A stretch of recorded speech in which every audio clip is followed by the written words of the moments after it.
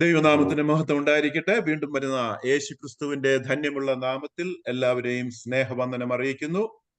നമുക്ക് ഒരിക്കൽ കൂടി കർത്താവായ യേശുവിന്റെ തിരുനാമത്തിൽ, ആ പരിശുദ്ധമായ പരിപാവനമായ നാമത്തിൽ നമുക്ക് ഒരുമിച്ച് ചേരുവാൻ, ആ സ്നേഹത്തിന്റെ കുടക്കീഴിൽ ഒരുമിച്ച് ചേരുവാൻ സാധിച്ച ദൈവകൃപയോർത്ത് ദൈവത്തെ സ്തുതിക്കുന്നു. കഴിഞ്ഞ ദിവസം പഠിച്ചുകൊണ്ടിരുന്ന വിഷയങ്ങൾ എല്ലാവർക്കും അനുഗ്രഹപ്രദമായി എന്ന് കരുതുന്നു. ഞാൻ ആ മൊസൈക് കവനന്റിലേക്ക് കടക്കുന്നതിന് പകരമായിട്ട് സമയം അനുവദിക്കുകയാണെങ്കിൽ ആ ഭാഗത്തേക്ക് വരാം. കഴിഞ്ഞ ദിവസം നമ്മൾ ചോദിച്ച ചോദ്യത്തിന് ഒരു മറുപടി പറയുവാനായിട്ട് ആഗ്രഹിക്കുന്നു. കഴിഞ്ഞ ദിവസം നമ്മൾ ചോദിച്ച ഒരു വിഷയം, യേശുക്രിസ്തു എന്തിനാണ് മനുഷ്യാവതാരം എടുത്ത് ഭൂമിയിലേക്ക് വന്നത്? സാധാരണ നമ്മുടെ പാപം മോചിക്കാനാണ്, നമ്മളെ രക്ഷിക്കാനാണ് എന്നൊക്കെ പറയുന്നതൊക്കെ ശരി തന്നെയാണ്. എന്നാൽ അത് എല്ലാം അതിൻ്റെ സബ് കാറ്റഗറിയാണ്. യഥാർത്ഥത്തിൽ യേശു മനുഷ്യ ശരീരം എടുത്ത് ഭൂമിയിൽ വന്നത് എന്തിനാണ് എന്നാണ് ചോദ്യം. ദൈവത്തിന് ദൈവമായിട്ട് വന്ന് പൈശാചികനെ കീഴ്പ്പെടുത്തി ദൈവത്തിന് മനുഷ്യനെ രക്ഷിക്കാമായിരുന്നു. എന്നാൽ അങ്ങനെ ചെയ്യാതെ ദൈവം മനുഷ്യ ശരീരം എടുത്ത്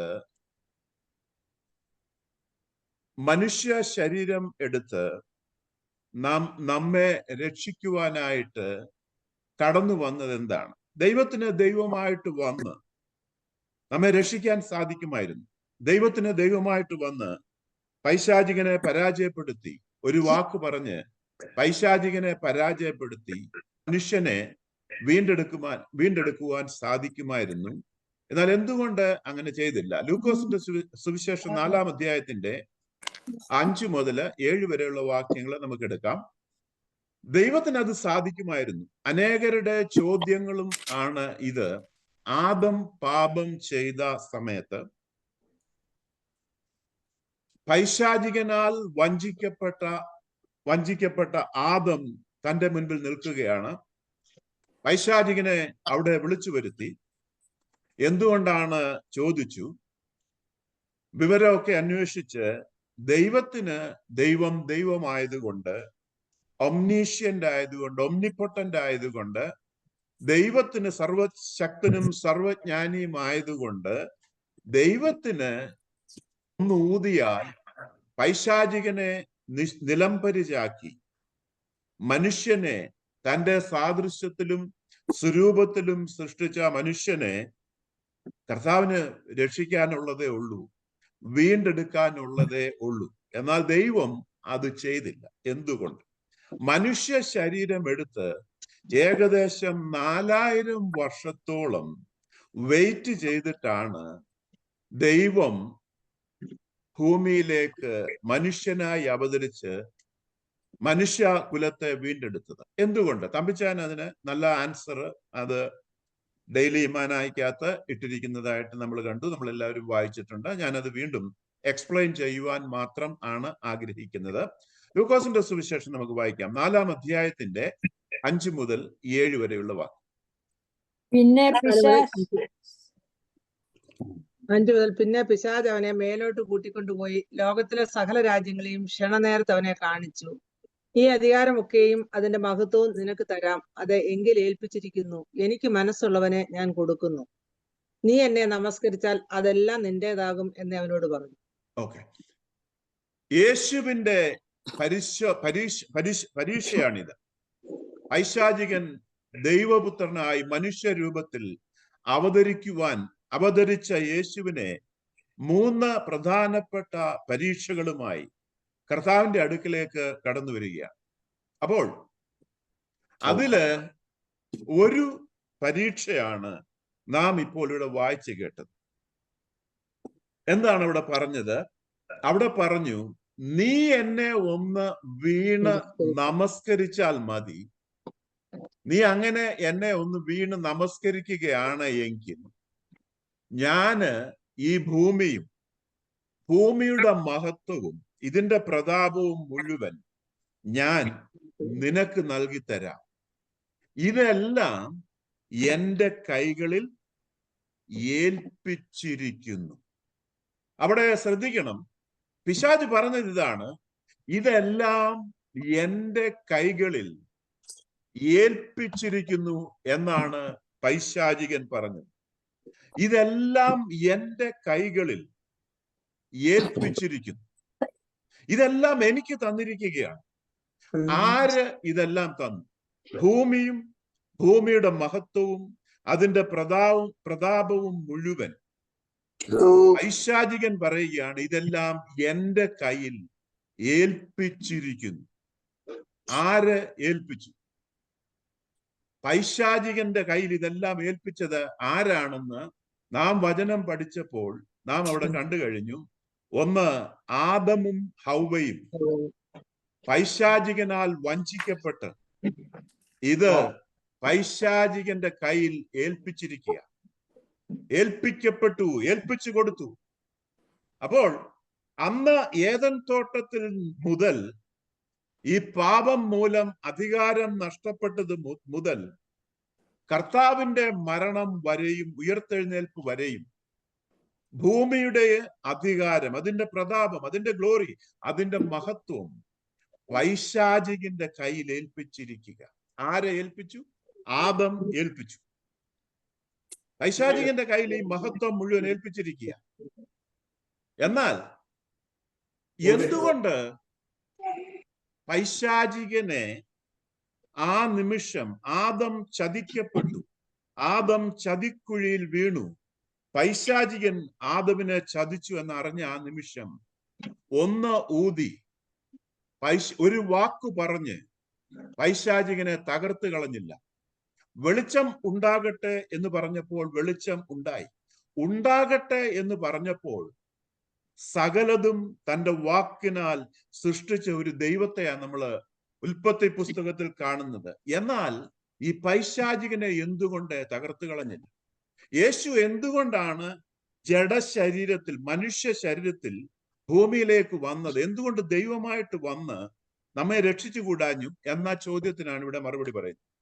അപ്പോൾ ഇനിയും യേശു ദൈവം നീതിമാനായ ഒരു ദൈവമാണ് എന്നുള്ള കാര്യം നമ്മൾ അറിഞ്ഞിരിക്കണം. തന്റെ വായിൽ നിന്ന് പുറപ്പെടുന്ന വാക്ക് താൻ തന്നെ ലംഘിക്കത്തില്ല. അതുമൂലം തന്റെ വായിൽ നിന്ന് ഒരു വാക്ക് പുറപ്പെട്ടാൽ that will become a binding contract. ദൈവത്തിന്റെ വായിൽ നിന്ന് ഒരു വാക്ക് പുറപ്പെട്ടാൽ അത് പിന്നെ ലംഘിക്കപ്പെടാനാകാത്ത അലംഘനീയമായ ഒരു കോൺട്രാക്റ്റ് ആയിട്ട് മാറും. അതുകൊണ്ട് തന്നെ ഈ വേദപുസ്തകത്തിൽ ദൈവം നമ്മോട് പറഞ്ഞിരിക്കുന്നത് സകലതും it's A binding contract, it's A covenant. അത് പൂർണ്ണമായും നമുക്ക് വിശ്വസിക്കാം. ദൈവത്തിന്റെ വായിൽ നിന്നൊരു വാക്ക് വീണാൽ ദൈവം അതിൽ നിന്ന് പുറകോട്ട് പോകാൻ ഒക്കത്തില്ല. ദൈവത്തിന് അബദ്ധം പറയത്തില്ല, അബദ്ധം പറ്റത്തില്ല. ഞാൻ അത് പറഞ്ഞു പോയി, അത് വേണ്ടായിരുന്നു എന്ന് ദൈവം ചിന്തിക്കുവാൻ ദൈവം മനുഷ്യനല്ല. അപ്പോൾ നമുക്ക് അനുഗ്രഹങ്ങളും നന്മകളും, നമുക്ക് പ്രൊട്ടക്ഷനും പരിപാലനവും എല്ലാം നൽകി തരുമെന്ന് ദൈവം പറഞ്ഞിട്ടുണ്ടെങ്കിൽ ഇനിയും ദൈവം അതിൽ നിന്ന് പുറകോട്ട് പോകത്തില്ല. അപ്പോൾ ദൈവം നീതിമാനായ ഒരു ദൈവമാണ്, അതിലാർക്കും സംശയമില്ല. നീതി അനുസരിച്ച് തന്റെ വായിൽ നിന്ന് പുറപ്പെടുന്ന വാക്കിൽ നിന്ന് താൻ പുറകോട്ട് പോകുന്നില്ല. നീതിക്ക് വിരുദ്ധമായി ദൈവത്തിന് ഒന്നും ചെയ്യുവാൻ കഴിയത്തില്ല. ദൈവം പൈശാചികനോടുള്ള ബന്ധത്തിലും നീതിമാനായിരിക്കണം, മനുഷ്യനോടുള്ള ബന്ധത്തിലും നീതിമാനായിരിക്കണം, ഭൂമിയോടുള്ള ബന്ധത്തിലും പ്രപഞ്ചത്തോടുള്ള ബന്ധത്തിലും കർത്താവ് നീതിമാനായിരുന്നെങ്കിലേ പറ്റത്തുള്ളൂ. തന്റെ വാക്കുകളാൽ പ്രപഞ്ചത്തെ നിലനിർത്തുന്ന ഒരു കർത്താവാണ് നമുക്കുള്ളത്, അല്ലെ? Everything Hanks on his word. അവന്റെ വചനത്തിന്മേലാണ് ഇതെല്ലാം നിലനിൽക്കുന്നത്. പ്രപഞ്ചം മുഴുവൻ നിലനിൽക്കുന്നത്, മനുഷ്യന്റെ എക്സിസ്റ്റൻസ് നിലനിൽക്കുന്നത് അവൻ വാക്കു മാറിയാൽ ഇതെല്ലാം തകർന്ന് തരിപ്പണമായി പോകും, നിലംപരിചായി പോകും. ദൈവം നീതിമാനായ ദൈവമാണ്. ആരോടാണെങ്കിലും ദൈവത്തിന് നീതിയോടുകൂടെ പ്രവർത്തിച്ചേ പറ്റത്തുള്ളൂ. എന്നാൽ അതുപോലെ തന്നെ ദൈവത്തിനുള്ള മറ്റൊരു ക്വാളിറ്റി, ദൈവം സ്നേഹിക്കുന്ന ദൈവം, സ്നേഹത്തിന്റെ നിറകുടമാണ്. ദൈവം സ്നേഹമാണ്. അവിടെ നിന്നാണ് നാം സ്നേഹം എന്താണെന്ന് പഠിക്കുന്നത്. അതിനപ്പുറം ഒരു സ്നേഹമില്ല. മനുഷ്യൻ അനുഭവിച്ചറിഞ്ഞിട്ടുള്ള, ഭൗതികമായി അറിഞ്ഞിട്ടുള്ള എല്ലാ സ്നേഹത്തിനും ഉപരിയായി നമ്മളെല്ലാം സ്നേഹിക്കുന്ന ഒരു ദൈവമാണ് ദൈവം. സ്നേഹം എന്ന് പറഞ്ഞാൽ ദൈവമാണ്. ദൈവം എന്ന് പറഞ്ഞാൽ അത് സ്നേഹമാണ്. അപ്പോൾ അതിന് ഈ രണ്ട് ക്വാളിറ്റിക്കും യാതൊരു വ്യത്യാസവുമില്ല. അപ്പോൾ ആദം ചതിയിലകപ്പെട്ടു. കർത്താവ് ദൈവം പിശാചിന്റെ അടുത്തേക്ക് ചെന്നു. പിശാചിനോട് ചോദിച്ചു, നീ എന്തിനാണ് എന്റെ സാദൃശ്യത്തിലും സ്വരൂപത്തിലും സൃഷ്ടിച്ച മക്കളെ നീ ചതിയിൽ അകപ്പെടുത്തിയത്? നീ എന്തുകൊണ്ട് അവരോട് അധികാരം പിടിച്ചു വാങ്ങി? ഞാൻ നിന്നെ ഇപ്പോൾ നശിപ്പിക്കുവാൻ പോവുകയാണ് എന്ന് പറയുമ്പോൾ പിശാച് പെട്ടെന്ന് മറുപടി പറയും, ദൈവമേ, അവിടുന്ന് നീതിമാനായ ദൈവമാണെന്ന് എനിക്കറിയാം. നീതിക്ക് വിരുദ്ധമായി താൻ ഒന്നും ചെയ്യത്തില്ല എന്നും എനിക്കറിയാം. ഒരു വാക്ക് പറഞ്ഞാൽ പിന്നെ ഞാനില്ല എന്നും എനിക്കറിയാം. ഒരു വാക്ക് നിന്റെ വായിൽ നിന്ന് വീണാൽ ഞാനില്ല. നീ എന്നെ തകർക്കുന്നെങ്കിൽ നിനക്ക് എന്നെ തകർത്ത് കളയാം.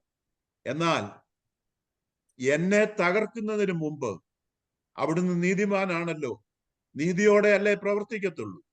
അതുകൊണ്ട് എന്നെ തകർക്കുന്നതിന് മുമ്പ് തകർക്കേണ്ട ഒരാളുണ്ട്, ആദമും ഹൗവയും. അവരാ എനിക്കിത് തന്നത്.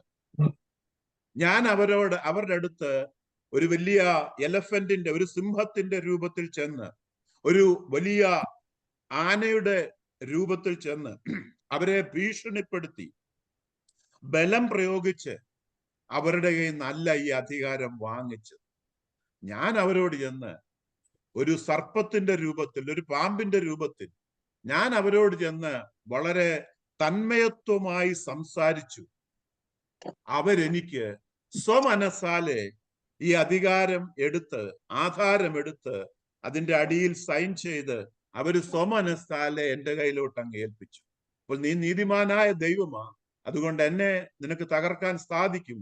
എന്നാൽ എന്നെ തകർക്കുന്നതിന് മുമ്പ് നീ ആരെ തകർക്കണം? നിന്റെ സാദൃശ്യത്തിലും സ്വരൂപത്തിലും സൃഷ്ടിച്ച നിന്റെ മക്കളാണ്ട് അവിടെ നിൽക്കുന്ന അവരെ തകർക്കും. അപ്പോൾ അതിനർത്ഥം ദൈവം നീതിമാനായതുകൊണ്ട് ദൈവം നേരെ ആദമിനെയും ഹൗവയെയും തകർത്ത് കളയുവാൻ തന്റെ മുഖം ആദമിന്റെയും ഹൗവയുടെയും മുഖതാവിലേക്ക് താൻ മുഖം തിരിച്ചു. മുഖം തിരിച്ചപ്പോൾ സ്വന്തം സാദൃശ്യത്തിലും സ്വരൂപത്തിലും നിൽക്കുന്ന തന്റെ മക്കളെയാ കാണുന്നത്. മക്കള് തെറ്റ് ചെയ്തപ്പോഴും ആ സ്നേഹമെന്ന ആട്രിബ്യൂട്ട്, ദൈവത്തിന്റെ സ്നേഹമെന്ന ആട്രിബ്യൂട്ട് ദൈവത്തിൽ നിന്നും ഉയർന്നു പൊങ്ങി. ദൈവം ആദമിന്റെയും ഹൗവയുടെയും മുഖത്തേക്ക് നോക്കിയപ്പോൾ, നമ്മൾ നമ്മുടെ കുഞ്ഞുങ്ങളുടെ മുഖത്തേക്ക് നോക്കിയപ്പോൾ, നമ്മുടെ സാദൃശ്യത്തില്, നമ്മുടെ സ്വരൂപത്തിൽ സൃഷ്ടിക്കപ്പെട്ട നമ്മുടെ മക്കളുടെ മുഖത്തേക്ക് നോക്കിയപ്പോൾ, അവര് പാപം ചെയ്തിട്ടും അവരുടെ മുഖത്തേക്ക് നോക്കിയപ്പോൾ അവരെ തകർത്ത് കളയുവാൻ ആ സ്നേഹത്തിന്റെ പിതാവിന് മനസ്സ് വന്നില്ല. ഹല്ലേലൂയ. അപ്പോൾ ആദമിനെ തകർക്കാതിരുന്നതിന്റെ കാരണം ഇതാ. പിശാചിനെ തകർക്കാതിരുന്നതിന്റെ കാരണം ദൈവം നീതിമാനായതുകൊണ്ട്. ആദമിനെയും ഹൗവയെയും തകർക്കാതിരുന്ന കാരണം ദൈവം സ്നേഹമായതുകൊണ്ട്. അതുകൊണ്ടാ തകർക്കാതിരുന്നത്. ഇനിയും എന്തിനാ മനുഷ്യരൂപത്തിൽ തന്നെ വന്നത് പറയാം. തമ്പിച്ചാൻ അതിന് മറുപടി പറഞ്ഞു. ഈ അധികാരം, ഭൂമിയുടെ അധികാരം എന്താ നമ്മൾ പഠിച്ചത്? Genesis 1:28, prosper, reproduce, take charge, fill the earth, take charge and be responsible. ഭൂമിയുടെ അധികാരം മുഴുവൻ ആദമിനും ഹൗവയ്ക്കും ഏൽപ്പിച്ചിരിക്കുക, മനുഷ്യനെ ഏൽപ്പിച്ചിരിക്കുക. അതുകൊണ്ട് ഇനിയും ദൈവമായിട്ട് ചെന്ന് ബലപ്രയോഗത്തിൽ കൂടി ഈ അധികാരം പിടിച്ചു വാങ്ങാൻ ഒക്കത്തില്ല. വാങ്ങുമ്പം അത് ദൈവത്തിന്റെ നീതിക്ക് നിരക്കുന്നതാണ്. അങ്ങനെ ആണെങ്കിൽ ഇനിയും ആരിത് വാങ്ങണം? മനുഷ്യനായിട്ട് തന്നെ ഒരാൾ വന്നെങ്കിൽ മാത്രമേ ഈ അധികാരം പിടിച്ചു വാങ്ങാനോ. ദൈവത്തിന് ദൈവമായിട്ട് ചെന്ന് പിടിച്ചു വാങ്ങാം, കാരണം ദൈവം സർവശക്തനാണ്. എന്നാൽ അത് തന്റെ നീതിക്ക് നിരക്കുന്നതല്ല, നീതീകരണത്തിന്, തന്റെ നീതിമാനായ ദൈവത്തിന്റെ സ്വഭാവത്തിന് നിരക്കുന്നതല്ല. ദൈവത്തിന് അങ്ങനെ ചെയ്യുവാൻ കഴിയത്തില്ല. കഴിയും, എന്നാൽ ദൈവം അത് ചെയ്യുന്നില്ല. കാരണം ഇനിയിപ്പോൾ ഒരു മനുഷ്യൻ തന്നെ ഇത് തിരിച്ച് പിശാചിന്റെ കയ്യിൽ നിന്ന് വാങ്ങണം. ഞാനിനിയും അടുത്ത ഒരു ചോദ്യം കൂടെ ഇന്ന് ചോദിക്കുകയാണ്, അടുത്ത ആഴ്ചത്തേക്ക് വേണ്ടി. എന്തിനാ 4000 വർഷത്തോളം എടുത്തത് യേശു ഭൂമിയിൽ വരുവാനായിട്ട്? ഇത്രയും വർഷക്കാലം മനുഷ്യകുലത്തിന് ഇങ്ങനെ ഒരു കഷ്ടതയിലേക്ക് തള്ളിവിടേണ്ട ആവശ്യമുണ്ടായിരുന്നു. എന്തിനാ 4000 വർഷത്തോളം എടുത്തത്? അടുത്ത ചോദ്യം. അപ്പോൾ ഒരു മനുഷ്യൻ വേണം ഈ അധികാരം പിടിച്ചു വാങ്ങാൻ. നിങ്ങൾക്കറിയാമോ, ആദമിനെയും ഹൗവയെയും പിശാചിനോടും ദൈവം ഈ ചതിക്കുഴിയെ പറ്റി സംസാരിക്കുമ്പോൾ 3 കൂട്ടരുമുണ്ട്. ആദമുണ്ട്, ഹൗവയുണ്ട്, പിശാചുണ്ട്. കർത്താവ് അവിടെ വെച്ച് പ്രോട്ടോ ഇവാഞ്ചൽ, ആദ്യത്തെ സുവിശേഷം, ജനസിസ് 3:15 പറയുകയാണ്, സ്ത്രീയുടെ സന്തതി സർപ്പത്തിന്റെ തല തകർക്കും. പിശാച് സർപ്പം അവന്റെ കുതികാൽ തകർക്കും എന്നുള്ള ആദ്യ സുവിശേഷം കർത്താവ് അവിടെ നൽകി കൊടുക്കുക. അവിടെ പറഞ്ഞിട്ട് ഇത് ആര് കേട്ടു എന്നറിയാമോ? പിശാച് കേട്ടു, ആദം കേട്ടു, ഹൗവ കേട്ടു. സ്ത്രീയുടെ സന്തതി. ഹൗവ സ്ത്രീയായിട്ട് അവിടെ നിൽക്കുക. ഹൗവായ്ക്ക് മനസ്സിലായി, എന്റെ സന്തതി സർപ്പത്തിന്റെ തല തകർക്കുമെന്ന്. ഏദൻ തോട്ടത്തിന് പുറത്തു വന്നു. സ്ത്രീക്ക് ആദ്യത്തെ മകനുണ്ടായി. ആ മകന്റെ പേര് കെയിൻ. സ്ത്രീ എന്താണ് അവന് പേരിട്ടതെന്നറിയാമോ? ഞാൻ ഒരു ഓൾഡ് ട്രാൻസ്ലേഷനിനകത്ത് ഇപ്രകാരമുണ്ട് എന്ന ഒരു കമന്ററിക്കകത്ത് ഞാനിങ്ങനെ വായിക്കുവാനായിട്ടിടയായി. വേറെ ബൈബിളിലൊന്നും അങ്ങനെ എഴുതിയിട്ടില്ല. സ്ത്രീ താൻ പ്രസവിച്ച മകന് പേരിട്ടു കയീൻ, ദ ലോർഡ്, ദൈവം എന്ന് പേരിട്ടു. കയീൻ എന്ന് അർത്ഥം വരുന്ന ദൈവം എന്ന് സ്ത്രീയെ തന്റെ മകന് പേരിട്ടു. കയീൻ അഥവാ ദൈവം. പല ട്രാൻസ്ലേഷനുമായിട്ട് എഴുതിയിരിക്കുന്നത് Eve said, with the help of God I delivered a man and she named him Cain എന്നാ എഴുതിയിരിക്കുന്നത്. എന്നാൽ യഥാർത്ഥത്തിൽ കയീൻ അഥവാ ദൈവം എന്നാണ് അവന് പേരിട്ടത്. കാരണം സ്ത്രീ വിചാരിച്ചു, ഹൗവ വിചാരിച്ചു ഇതാണ് ദൈവം എന്ന്. ഇവനാണ് സർപ്പത്തിന്റെ, ഞങ്ങളെ വഞ്ചിച്ച സർപ്പത്തിന്റെ തല തകർക്കുന്നവൻ ഇവനാണ് എന്ന് വിചാരിച്ചുകൊണ്ട് സ്ത്രീ വിചാരിച്ചു താൻ പ്രസവിച്ച ഈ കുഞ്ഞ് ദൈവമായിരിക്കുമെന്ന്. എന്നാൽ അത് ദൈവമല്ലായിരുന്നുവെന്ന് പിന്നീടുള്ള ചരിത്രത്തിൽ നമുക്ക് വായിക്കുമ്പോൾ നമുക്കറിയാം. ഇനിയും മുൻപോട്ട് പോകട്ടെ. മനുഷ്യനായിട്ട് ഒരാൾ വേണം ഈ അധികാരം പിടിച്ചു വാങ്ങുവാൻ. അബ്രഹാമിനെ ഏൽപ്പിച്ചു നോക്കി. അബ്രഹാം പലയിടത്തും വീണപ്പോൾ പൈശാചികൻ പറഞ്ഞു, ഇവന് കൊടുക്കത്തില്ല, ഇവൻ എന്റെ കയ്യിൽ നിന്ന് അധികാരം വാങ്ങാൻ ഒക്കത്തില്ല. നോഹ ഏൽപ്പിച്ചു നോക്കി. നോഹ പല തെറ്റുകളിൽ വീണു. അപ്പോൾ പിശാച് പറഞ്ഞു, ഇവനെ കൊണ്ട് എന്റെ കയ്യിൽ നിന്ന് അധികാരം ഞാൻ ഇവന് കൊടുക്കത്തില്ല. മോശയെ ഏൽപ്പിച്ചു നോക്കി. മോശ പറഞ്ഞു ഇല്ല, പിശാച് പറഞ്ഞു ഇല്ല, ഇവൻ പാപം ചെയ്തിട്ടുണ്ട്, ഇവന് ഞാൻ അധികാരം കൊടുക്കത്തില്ല. അങ്ങനെ കാലാകാലങ്ങളിലായിട്ട് യെശയ്യാവ് വന്നു, ദാവീദ് വന്നു, അനേക വിശുദ്ധന്മാര് വന്നു. ഇവരൊക്കെ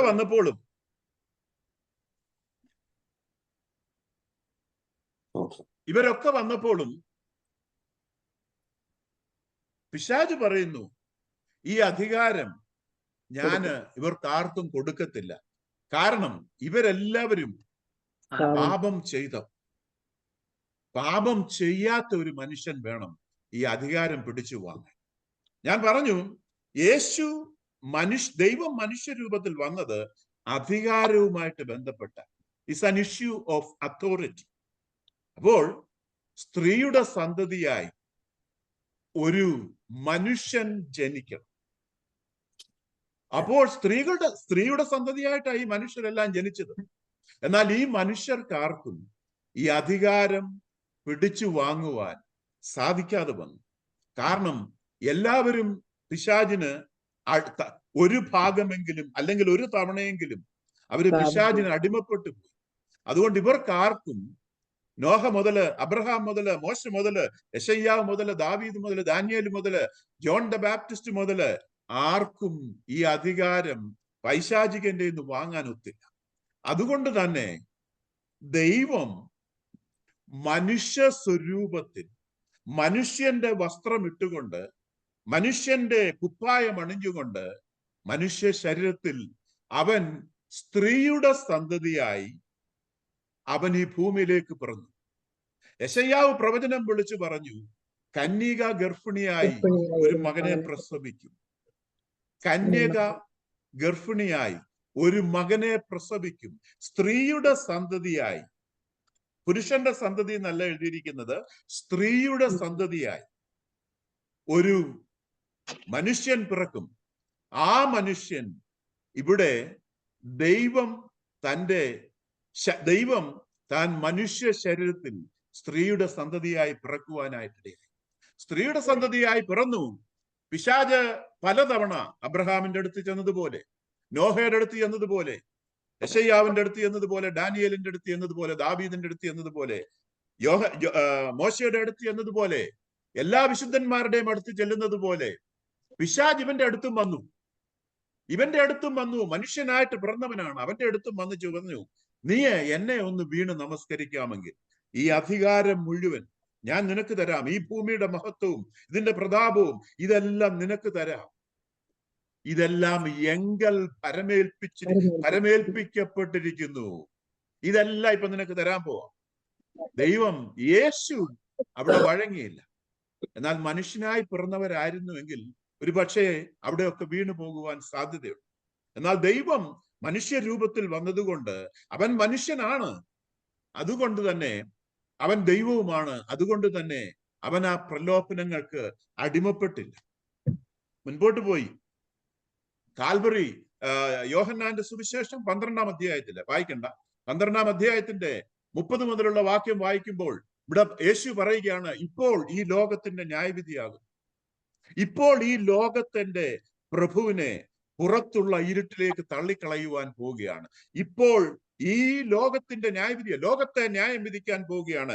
ലോകത്തിന്റെ പ്രഭുവിനെ ഇപ്പോൾ ഇവിടെ ന്യായം വിധിക്കുവാൻ പോവുകയാണ്. ഹല്ലേലൂയ. കർത്താവ് പറയുക, ഏതാനും മണിക്കൂറുകൾക്ക് മുമ്പ് വിളിച്ചു പറയുകയാണ്, ലോകത്തിന്റെ ന്യായവിധി വന്നു കഴിഞ്ഞിരിക്കുന്നു. എന്തിനാ ലോകത്തെ ന്യായം വിധിക്കുന്നത്? കാരണം ഈ അധികാരം പിടിച്ചു വാങ്ങാൻ പോവുകയാണ്. അധികാരം ബലമായി ഒരു മനുഷ്യൻ തന്നെ ചെന്ന് പിടിച്ചു വാങ്ങാൻ പോവുകയാണ്. ദൈവത്തിന് ചെന്ന് പിടിച്ചു വാങ്ങാൻ ഒക്കത്തില്ല. അങ്ങനെ വാങ്ങിയാൽ ദൈവം നീതിമാൻ അല്ലാതെ വരും. അപ്പോൾ ഈ അധികാരം പിടിച്ചു വാങ്ങാനായിട്ട് പോവുകയാണ്. കാൽവറി ക്രൂശിൽ ഈ ലോകത്തിന്റെ പ്രഭുവിനെ പുറത്തുള്ള ഇരുട്ടിലേക്ക് തള്ളിക്കളയുവാൻ പോവുകയാണ്. പുറത്തുള്ള ഇരുട്ടിലേക്ക് പൈശാചികനെ തള്ളിക്കളയുകയാണ് ചെയ്തത്. കാൽവറി ക്രൂശിലെ മരണത്തോടുകൂടി, ആ ഉയർത്തെഴുന്നേൽപ്പോടുകൂടി ഇതാ അധികാരപത്രം തിരികെ വാങ്ങി, ബലമായി തിരികെ വാങ്ങി. അവന്റെ തല അടിച്ച് തകർത്തു. സ്ത്രീയുടെ സന്തതി സർപ്പത്തിന്റെ തല തകർക്കും. തല തകർക്കുമെന്ന് പറഞ്ഞാൽ തല എന്തിനെ കാണിക്കുന്നു? അധികാരത്തെ കാണിക്കുന്നു. പിശാചിനെ ഇല്ലാതാക്കിയെന്നല്ല, തല അധികാരത്തെ കാണിക്കുന്നു. ആ അധികാരം തല തകർത്തു എന്ന് പറഞ്ഞാൽ ആ അധികാരം പിടിച്ചു വാങ്ങി. പിശാചിനെ ഉന്മൂലനാശം ചെയ്തെന്നല്ല, അതിനെയും വെളിപ്പാടിലേ വരുന്നുള്ളൂ. 1000 ആണ്ട് വാഴ്ചയ്ക്ക് ശേഷമേ അത് വരുന്നുള്ളൂ. അപ്പോൾ തല തകർത്തു, അധികാരം പിടിച്ചു വാങ്ങി. മത്തായിയുടെ സുവിശേഷം 28 അതിന്റെ 18 മുതൽ നമുക്ക് വായിക്കാം. 18 മുതൽ 21 വരെ വായിക്കാം. 28-ന്റെ 18 മുതൽ 21. യേശു അടുത്ത് ചെന്ന്, സ്വർഗത്തിലും ഭൂമിയിലും സകല അധികാരവും എനിക്ക് നൽകപ്പെട്ടിരിക്കുന്നു. ആകയാൽ നിങ്ങൾ പുറപ്പെട്ട് പിതാവിന്റെയും പുത്രന്റെയും പരിശുദ്ധാത്മാവിന്റെയും നാമത്തിൽ സ്നാനം കഴിപ്പിച്ചും ഞാൻ നിങ്ങളോട് കൽപ്പിച്ചതൊക്കെയും പ്രമാണിപ്പാൻ തക്കവണ്ണം ഉപദേശിച്ചും കൊണ്ട് സകല ജാതികളെയും ശിഷ്യരാക്കിക്കൊള്ളുവീൻ. ഞാനോ ലോകാവസാനത്തോളം എല്ലാ നാളും നിങ്ങളോട് കൂടെയുണ്ട് എന്നറിയിച്ചു. ലൂക്കോസിന്റെ സുവിശേഷത്തിൽ ടെംപ്റ്റർ പരീക്ഷകൻ അടുത്ത് വന്നപ്പോൾ പരീക്ഷകൻ പറഞ്ഞത് എന്താണ്? ഇതെല്ലാം എന്റെ കയ്യിൽ ഏൽപ്പിക്കപ്പെട്ടിരിക്കുന്നു എന്നാ പറഞ്ഞത്. ഇപ്പോൾ ഇവിടെ കർത്താവ് തന്റെ അസെൻഷന് മുമ്പ്, സ്വർഗാരോഹണത്തിന് മുമ്പ്, ഉയർത്തെഴുന്നേറ്റ കർത്താവ് തന്റെ സ്വർഗാരോഹണത്തിന് മുമ്പ് ശിഷ്യന്മാരോട് പറയുകയാണ്, സ്വർഗത്തിലും ഭൂമിയിലും സകല അധികാരവും എനിക്ക് നൽകപ്പെട്ടിരിക്കുന്നു. അപ്പോൾ ഇവിടെ ഒരു ട്രാൻസാക്ഷൻ നടന്നു കഴിഞ്ഞു. ക്രൂശീകരണത്തിനും ഉയർത്തെഴുന്നേൽപ്പിനും ഇടയിലായി ഒരു ട്രാൻസാക്ഷൻ നടന്നു കഴിഞ്ഞു. ഭൂമിയുടെ ഭരണാധികാരിയുടെ ചിറകൊടിഞ്ഞു, അവന്റെ തല തകർക്കപ്പെട്ടു. ഭൂമിയുടെ പ്രഭുവിനെ, ഭൂമിയുടെ അധികാരം കൈയാളിയ പ്രഭുവിനെ ഇപ്പോൾ പുറത്തുള്ള അന്ധകാരത്തിലേക്ക് തള്ളിക്കളഞ്ഞിരിക്കുകയാണ്. അധികാരം ബലമായി പിടിച്ചു വാങ്ങി. ഇപ്പോ കർത്താവ് പറയുക, സ്വർഗത്തിലും ഭൂമിയിലുമുള്ള സകല അധികാരവും എനിക്ക് നൽകപ്പെട്ടിരിക്കുന്നു. അതുകൊണ്ട് നിങ്ങൾ പുറപ്പെട്ട് പിതാവിന്റെയും സകല ജാതികളോടും സുവിശേഷം പറഞ്ഞും പിതാവിന്റെയും പുത്രന്റെയും പരിശുദ്ധാത്മാവിന്റെയും നാമത്തിൽ സ്നാനം കഴിപ്പിച്ചും ഞാൻ നിങ്ങളോട് കൽപ്പിച്ചതൊക്കെയും പ്രമാണിപ്പാൻ തക്കവണ്ണം ഉപദേശിച്ചുകൊണ്ട് സകല ജാതികളെയും ശിഷ്യരാക്കിക്കൊള്ളുവീൻ. സ്വർഗത്തിലും ഭൂമിയിലും സകല അധികാരവും ലഭിച്ച ഞാൻ നിങ്ങളോടുകൂടെ ലോകാവസാനത്തോളം എല്ലാ നാളും നിങ്ങളോട് കൂടെയുണ്ട്. ഹല്ലേലൂയ. എല്ലാ നാളും നിങ്ങളോട് കൂടെയുണ്ട്. എബ്രായർ പറയുന്നു, ഞാൻ നിങ്ങളെ ഒരു നാളും കൈവിടത്തില്ല, ഞാൻ നിങ്ങളെ ഒരു നാളും ഉപേക്ഷിക്കത്തില്ല. സുവിശേഷത്തില് എടുക്കണ്ട, ലൂക്കോസ് 9-ാം അധ്യായം, മത്തായിയുടെ സുവിശേഷം 10-ാം അധ്യായത്തിലൊക്കെ പറയുന്നുണ്ട്, അവന് ആ 12 പേർക്ക് അല്ലെങ്കിൽ 70 പേർക്ക് സകലവിധ ഭൂതങ്ങളെ പുറത്താക്കുവാനും സകല രോഗങ്ങളെ സൗഖ്യമാക്കുവാനുമുള്ള സകല അധികാരവും പവറും കൊടുത്തിട്ട് അവരെ വിട്ടെന്ന് എഴുതിയിരിക്കുന്നു. It's A delegated authority and power. ആ കർത്താവ് ആ അധികാരവും പവറും നമ്മളെ ഓരോരുത്തരെയും ഏൽപ്പിച്ചിരിക്കുക. എന്നിട്ട് പറഞ്ഞു, ഭൂമിയുടെ അറ്റത്തോളം പോയി സകല ജാതിയോടും ഈ സദ്വർത്തമാനം പറയുക. ഏത് സദ്വർത്തമാനമാ? പിശാചിന്റെ കയ്യിൽ നിന്ന് അധികാരം പോയി മനുഷ്യപുത്രനായി മനുഷ്യനായി ജനിച്ച ഒരുവനിതാ ഇവിടെ കടന്നു വന്ന് ആദം നഷ്ടപ്പെടുത്തിയ അധികാരം ഇതാ തിരിച്ചു വാങ്ങിച്ചിരിക്കുക. അത് വാങ്ങിച്ചിട്ട് എന്നെയും നിങ്ങളെയും ഏൽപ്പിച്ചിരിക്കുന്നു. 4000 വർഷങ്ങളായിട്ട് പിശാച് അറക്കുവാനും മുടിപ്പാനും മോഷ്ടിപ്പാനും വന്നു. ഈ ഭൂമിയെയും ഈ ഭൂമിയിലുള്ള ജനങ്ങളെയും അറക്കുവാനും മുടിപ്പാനും മോഷ്ടിപ്പാനും വന്നു. എന്നാൽ ഇതാ സമയമായിരിക്കുന്നു, ആ അധികാരം പിടിച്ചു വാങ്ങി. അതിപ്പോൾ എന്റെ കയ്യിൽ സുസ്ഥിരമാണ്. നിങ്ങളെ അത് ഏൽപ്പിക്കുകയാണ്. അതുകൊണ്ട് രോഗികളെ സൗഖ്യമാക്കുക, പൈശാചികനെ പുറത്താക്കുക. ഇത് കാരണവശാലാണ് നമ്മൾ പറഞ്ഞു, പഴയ നിയമവിശുദ്ധന്മാർ ആരും ഒരു പിശാചിനെയും പുറത്താക്കിയിട്ടില്ല. കാരണം അധികാരം പിശാചിന്റെ കയ്യില. അതുകൊണ്ട് അവർക്ക് ചെയ്യാൻ ഒക്കത്തില്ല. അവർക്ക് പിശാചിനെ പുറത്താക്കാൻ ഒക്കത്തില്ല. അധികാരം പിശാചിന്റെ കയ്യില. എന്നാൽ യേശു വന്നതോടുകൂടി സംഭവം മാറി, കാലം മാറി. പുതിയൊരു ഡിസ്പെൻസേഷൻ, പുതിയ ഒരു യുഗത്തിലേക്ക്, ഒരു യുഗപ്പിറവിയിലേക്ക് കടന്നു വന്നിരിക്കുക. യേശു വന്നതോടുകൂടി യേശുവും ശിഷ്യന്മാരും ലെഫ്റ്റ് ആൻഡ് റൈറ്റ് ചടുചട പൈശാചികനെ പുറത്താക്കുക ചെയ്തത്, രോഗത്തെ സൗഖ്യമാക്കുക ചെയ്തത്. അല്ലെ? പുതിയ നിയമത്തിൽ എഴുതിയിരിക്കുന്നത് പോലെയുള്ള രോഗസൗഖ്യങ്ങള്, പുതിയ നിയമത്തിൽ എഴുതിയിരിക്കുന്നത് പോലെ പൈശാചികനെ പുറത്താക്കുന്നത്, പുതിയ നിയമത്തിൽ എഴുതിയിരിക്കുന്നത് പോലെ മരിച്ചവരെ ഉയർത്തെഴുന്നേൽപ്പിക്കുന്നത് പഴയ നിയമത്തിലില്ല. അതിന് റീസൺ ഇതാണ്, പഴയ നിയമത്തിൽ അധികാരം കൈയാളിയിരുന്നത് പിശാച. പുതിയ നിയമത്തിൽ ആ അധികാരം നമ്മളെ ഓരോരുത്തരെയും ഏൽപ്പിച്ചിരിക്കുക. എബ്രായ ലേഖനം അതോടെ വായിച്ച് ഞാൻ നിർത്തുകയാണ്. എബ്രായ ലേഖനം 2-ാം അധ്യായത്തിന്റെ 14-ാം വാക്യം. എബ്രായ 2:14. മക്കൾ ജഡരക്തങ്ങളോട് കൂടിയവർ ആകൊണ്ട് അവനും അവരെ പോലെ ജഡരക്തങ്ങളോട് കൂടിയവനായി മരണത്തിന്റെ അധികാരിയായ പിശാചിനെ തന്റെ മരണത്താൽ നീക്കി ജീവപര്യന്തം മരണഭീതിയിൽ അടിമകളായിരുന്നവരെയൊക്കെയും വിടുവിച്ചു. മക്കൾ ദൂതന്മാരെ മക്കൾ ജഡരക്തങ്ങളോട് കൂടിയവർ ആയതുകൊണ്ട് അവരെ പോലെ ജഡം ധരിച്ച് അവരെ പോലെ മരണത്തിന് ഏൽപ്പിച്ചു കൊടുത്തിട്ട് മാത്രമേ ഇവരെ വീണ്ടെടുക്കാൻ പറ്റത്തുള്ളൂ. അതുകൊണ്ടാ കർത്താവ് മനുഷ്യനായിട്ട് ഭൂമിയിലേക്ക് വന്നു. അപ്പോൾ കർത്താവ് ഭൂമിയിലേക്ക് വന്നതിന്റെ പ്രധാന വിഷയം ഈ അധികാരം പിടിച്ചു വാങ്ങുക, അത് വീണ്ടും മനുഷ്യനെ ഏൽപ്പിക്കുക എന്നുള്ളതാണ്. പാപം ക്ഷമിക്കുക എന്നുള്ളതൊക്കെ ഇതുമായിട്ട് ബന്ധപ്പെട്ട് കിടക്കുന്നതും നമ്മളെ രക്ഷിക്കുന്നത് എങ്ങനെ? അധികാരം തിരിച്ചു വാങ്ങുമ്പോഴാണ് നമ്മള് പൈശാചികന്റെ പിടിയിൽ നിന്ന് നമ്മൾ പുറത്തു വരുന്നത്. അധികാരം പിടിച്ചു വാങ്ങുമ്പോൾ, അധികാരം പിടിച്ചു വാങ്ങി നമുക്ക് തന്ന് നമ്മുടെ പാപങ്ങൾ ക്ഷമിച്ച് നമുക്ക് ഈ അധികാരം തരുമ്പോഴാ നമ്മെ രക്ഷിക്കുന്നത്. അപ്പൊ കർത്താവ് വന്നത് ഈ അധികാരം പൈശാചികന്റെ നിന്ന് പിടിച്ചു വാങ്ങിയിട്ട് ഭൂമിയെയും ആ പൈശാചികന്റെ അടിമകളായിരിക്കുന്ന മരണഭീതിയാൽ അടിമകളായിരിക്കുന്ന നമ്മളെ അവിടെ നിന്ന് അടർത്തിയെടുക്കുവാനാ കർത്താവ് മനുഷ്യ ശരീരത്തിൽ വന്നത്. ദൈവത്തിന് ദൈവമായിട്ട് വന്ന് പിടിച്ചു വാങ്ങാൻ ഒക്കത്തില്ല. ഒരു മനുഷ്യന് മാത്രമേ ഈ അധികാരം പിടിച്ചു വാങ്ങാൻ ഒക്കത്തുള്ളൂ. ഹല്ലേലൂയ. നമുക്ക് കർത്താവിനെ എത്രമാത്രം ഇതുമൂലം നമുക്ക് അവനെ സ്തുതിച്ചാലൊക്കും, അവൻ എത്രമാത്രം മഹത്വം കരയറ്റാനൊക്കും. അടുത്ത ആഴ്ചത്തെ ക്വസ്റ്റിനോട് ഞാൻ പറയാം. അടുത്ത ആഴ്ചത്തെ ചോദ്യം ഇനി എന്തുകൊണ്ടായി 4000 വർഷങ്ങൾ എടുത്തത്? എന്തുകൊണ്ടായി 4000 വർഷം വരെ മനുഷ്യനെ ഈ അന്ധകാരത്തിൽ, ഈ ബുദ്ധിമുട്ടുകളിൽ കൂടി, ഈ പ്രയാസത്തിൽ കൂടി കർത്താവ് കടത്തിവിട്ടത്, അല്ലെങ്കിൽ കടന്നു പോകുവാനായിട്ട് ഇടയായത്? 4000 വർഷം വരെ എന്തിനാ വെയിറ്റ് ചെയ്ത്? ഒരു 2 വർഷം കഴിഞ്ഞ് ആദമും ഹവ്വയും പാപം ചെയ്ത ശേഷം ഒരു 2 വർഷം കഴിഞ്ഞ് വന്ന് ദൈവത്തിനെ രക്ഷിക്കാമായിരുന്നല്ലോ എല്ലാവരെയും. എന്തുകൊണ്ടായി 4000 വർഷം വരെ എടുക്കേണ്ടതായിട്ട് വന്നത്? അതിന് ഒറ്റ ഒരു ചോദ്യം മാത്രം പറഞ്ഞുകൊണ്ട് ഞാൻ ആ ഡെയിലി മന്നായിക്കകത്ത് ഞാൻ അതിന്റെ ക്ലൂ കുറച്ച് വാക്യങ്ങൾ ഞാൻ പിന്നീട് ഇടാം. ഇങ്ങനെ ജനസിസ് 1:3 വായിക്കുന്നു. God said let there be light. വെളിച്ചം ഉണ്ടാകട്ടെ എന്ന് ദൈവം പറഞ്ഞു. വെളിച്ചം ഉണ്ടായി. വെളിച്ചം ഉണ്ടാകട്ടെ എന്ന് ദൈവം പറഞ്ഞു. വെളിച്ചം ഉണ്ടായി. ദൈവം സൃഷ്ടിച്ചതെല്ലാം ദൈവം ഉണ്ടാകട്ടെ ഉണ്ടാകട്ടെ ഉണ്ടാകട്ടെ എന്ന് പറഞ്ഞപ്പോഴാ ദൈവം സൃഷ്ടി ചെയ്യുന്നത്. തന്റെ വായിൽ നിന്ന് വരുന്ന വചനം മൂലമാണ് ദൈവം സൃഷ്ടി നടത്തിയത്.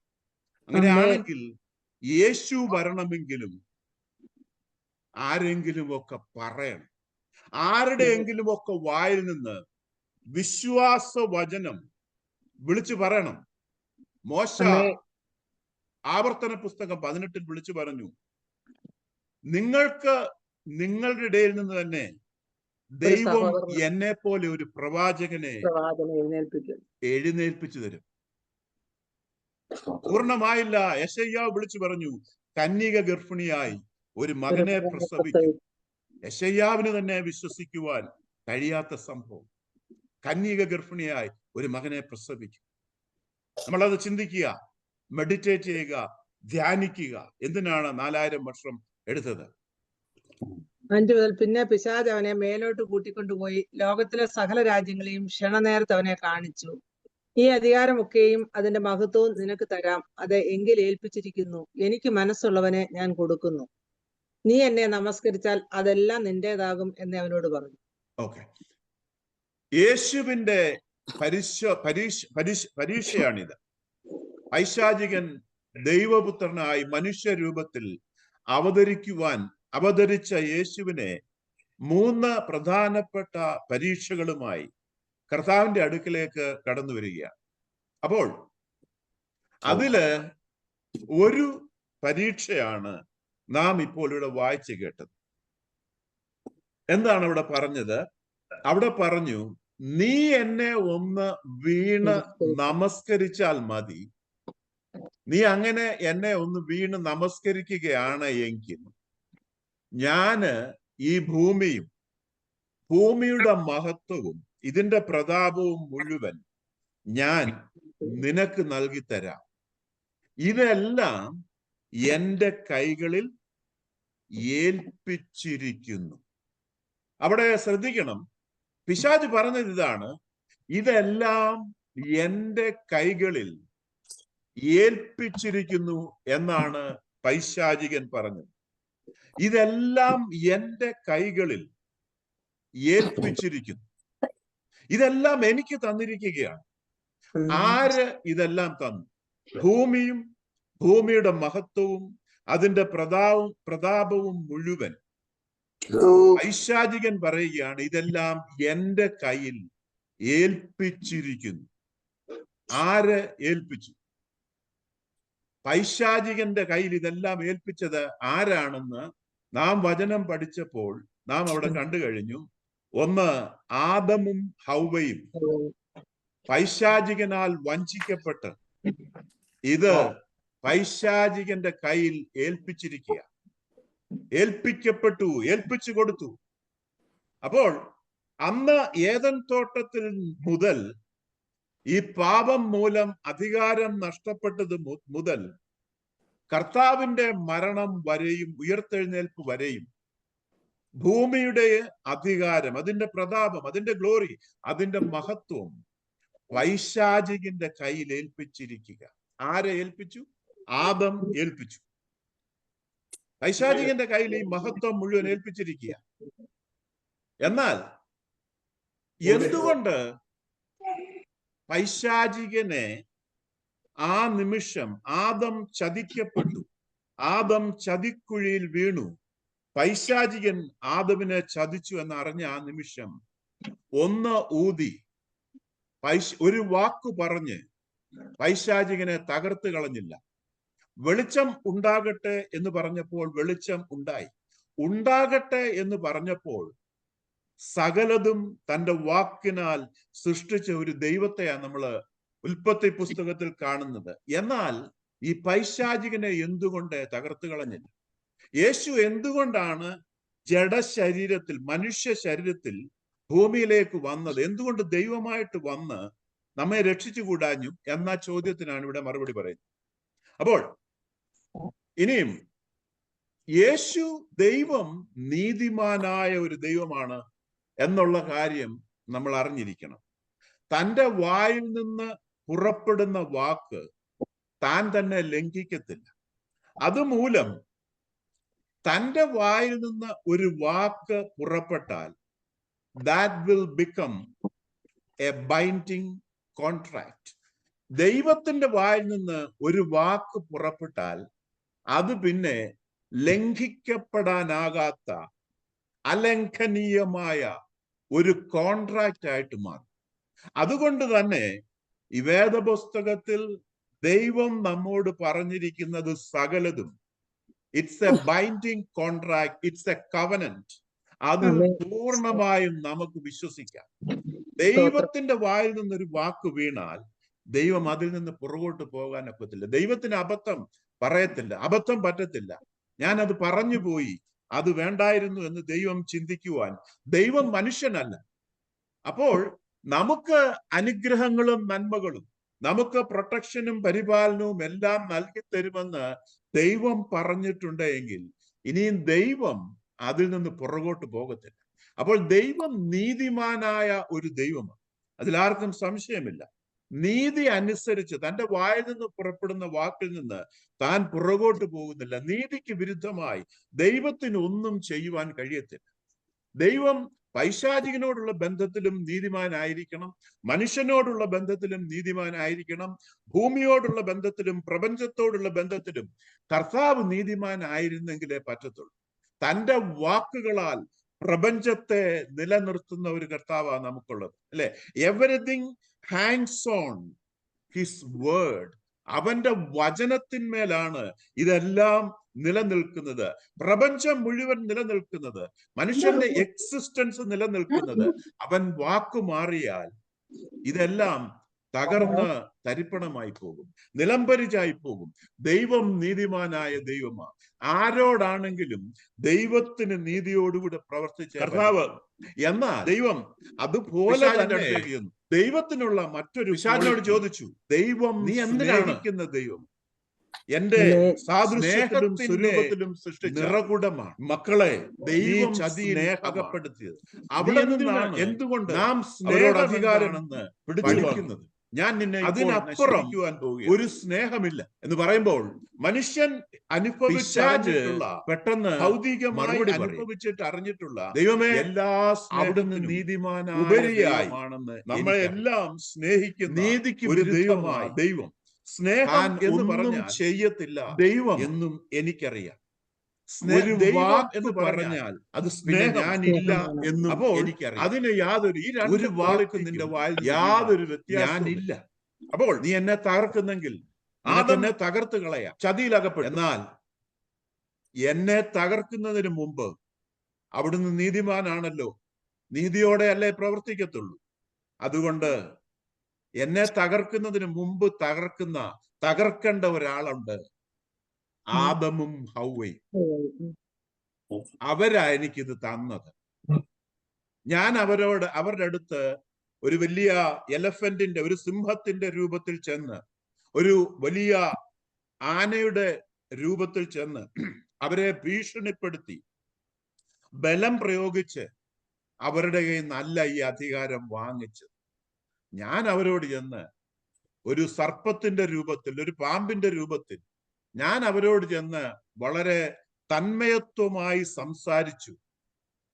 അവരെനിക്ക് സ്വമനസാലെ ഈ അധികാരം എടുത്ത്, ആധാരമെടുത്ത് അതിന്റെ അടിയിൽ സൈൻ ചെയ്ത് അവര് സ്വമനസാലെ എന്റെ കയ്യിലോട്ട് അങ്ങ് ഏൽപ്പിച്ചു. അപ്പോൾ നീ നീതിമാനായ ദൈവമാ, അതുകൊണ്ട് എന്നെ നിനക്ക് തകർക്കാൻ സാധിക്കും. എന്നാൽ എന്നെ തകർക്കുന്നതിന് മുമ്പ് നീ ആരെ തകർക്കണം? നിന്റെ സാദൃശ്യത്തിലും സ്വരൂപത്തിലും സൃഷ്ടിച്ച നിന്റെ മക്കളാണ്ട് അവിടെ നിൽക്കുന്ന അവരെ തകർക്കും. അപ്പോൾ അതിനർത്ഥം ദൈവം നീതിമാനായതുകൊണ്ട് ദൈവം നേരെ ആദമിനെയും ഹൗവയെയും തകർത്ത് കളയുവാൻ തന്റെ മുഖം ആദമിന്റെയും ഹൗവയുടെയും മുഖതാവിലേക്ക് താൻ മുഖം തിരിച്ചു. മുഖം തിരിച്ചപ്പോൾ സ്വന്തം സാദൃശ്യത്തിലും സ്വരൂപത്തിലും നിൽക്കുന്ന തൻ്റെ മക്കളെയാ കാണുന്നത്.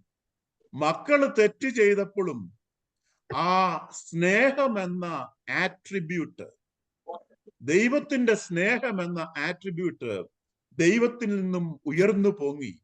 ദൈവം ആദമിന്റെയും ഹൗവയുടെയും മുഖത്തേക്ക് നോക്കിയപ്പോൾ, നമ്മൾ നമ്മുടെ കുഞ്ഞുങ്ങളുടെ മുഖത്തേക്ക് നോക്കിയപ്പോൾ, നമ്മുടെ സാദൃശ്യത്തില്, നമ്മുടെ സ്വരൂപത്തിൽ സൃഷ്ടിക്കപ്പെട്ട നമ്മുടെ മക്കളുടെ മുഖത്തേക്ക് നോക്കിയപ്പോൾ, അവര് പാപം ചെയ്തിട്ടും അവരുടെ മുഖത്തേക്ക് നോക്കിയപ്പോൾ അവരെ തകർത്ത് കളയുവാൻ ആ സ്നേഹത്തിന്റെ പിതാവിന് മനസ്സ് വന്നില്ല. ഹല്ലേലൂയ. അപ്പോൾ ആദമിനെ തകർക്കാതിരുന്നതിന്റെ കാരണം ഇതാ. പിശാചിനെ തകർക്കാതിരുന്നതിന്റെ കാരണം ദൈവം നീതിമാനായതുകൊണ്ട്.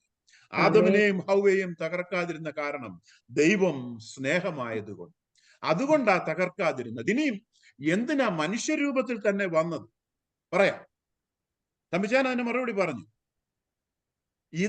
ഈ അധികാരം, ഭൂമിയുടെ അധികാരം എന്താ നമ്മൾ പഠിച്ചത്? Genesis 1:28, prosper, reproduce, take charge, fill the earth, take charge and be responsible. ഭൂമിയുടെ അധികാരം മുഴുവൻ ആദമിനും ഹൗവയ്ക്കും ഏൽപ്പിച്ചിരിക്കുക, മനുഷ്യനെ ഏൽപ്പിച്ചിരിക്കുക. അതുകൊണ്ട് ഇനിയും ദൈവമായിട്ട് ചെന്ന് ബലപ്രയോഗത്തിൽ കൂടി ഈ അധികാരം പിടിച്ചു വാങ്ങാൻ ഒക്കത്തില്ല. വാങ്ങുമ്പം അത് ദൈവത്തിന്റെ നീതിക്ക് നിരക്കുന്നതാണ്. അങ്ങനെ ആണെങ്കിൽ ഇനിയും ആരിത് വാങ്ങണം? മനുഷ്യനായിട്ട് തന്നെ ഒരാൾ വന്നെങ്കിൽ മാത്രമേ ഈ അധികാരം പിടിച്ചു വാങ്ങാനോ. ദൈവത്തിന് ദൈവമായിട്ട് ചെന്ന് പിടിച്ചു വാങ്ങാം, കാരണം ദൈവം സർവശക്തനാണ്. എന്നാൽ അത് തന്റെ നീതിക്ക് നിരക്കുന്നതല്ല, നീതീകരണത്തിന്, തന്റെ നീതിമാനായ ദൈവത്തിന്റെ സ്വഭാവത്തിന് നിരക്കുന്നതല്ല. ദൈവത്തിന് അങ്ങനെ ചെയ്യുവാൻ കഴിയത്തില്ല. കഴിയും, എന്നാൽ ദൈവം അത് ചെയ്യുന്നില്ല. കാരണം ഇനിയിപ്പോൾ ഒരു മനുഷ്യൻ തന്നെ ഇത് തിരിച്ച് പിശാചിന്റെ കയ്യിൽ നിന്ന് വാങ്ങണം. ഞാനിനിയും അടുത്ത ഒരു ചോദ്യം കൂടെ ഇന്ന് ചോദിക്കുകയാണ് അടുത്ത ആഴ്ചത്തേക്ക് വേണ്ടി. എന്തിനാ 4000 വർഷത്തോളം എടുത്തത് യേശു ഭൂമിയിൽ വരുവാനായിട്ട്? ഇത്രയും വർഷക്കാലം മനുഷ്യകുലത്തിന് ഇങ്ങനെ ഒരു കഷ്ടതയിലേക്ക് തള്ളിവിടേണ്ട ആവശ്യമുണ്ടായിരുന്നു. എന്തിനാ 4000 വർഷത്തോളം എടുത്തത്? അടുത്ത ചോദ്യം. അപ്പോൾ ഒരു മനുഷ്യൻ വേണം ഈ അധികാരം പിടിച്ചു വാങ്ങാൻ. നിങ്ങൾക്കറിയാമോ, ആദമിനെയും ഹൗവയെയും പിശാചിനോടും ദൈവം ഈ ചതിക്കുഴിയെ പറ്റി സംസാരിക്കുമ്പോൾ 3 കൂട്ടരുമുണ്ട്. ആദമുണ്ട്, ഹൗവയുണ്ട്, പിശാചുണ്ട്. കർത്താവ് അവിടെ വെച്ച് പ്രോട്ടോ ഇവാഞ്ചൽ, ആദ്യത്തെ സുവിശേഷം, ജനസിസ് 3:15 പറയുകയാണ്, സ്ത്രീയുടെ സന്തതി സർപ്പത്തിന്റെ തല തകർക്കും. പിശാച് സർപ്പം അവന്റെ കുതികാൽ തകർക്കും എന്നുള്ള ആദ്യ സുവിശേഷം കർത്താവ് അവിടെ നൽകി കൊടുക്കുക. അവിടെ പറഞ്ഞിട്ട് ഇത് ആര് കേട്ടു എന്നറിയാമോ?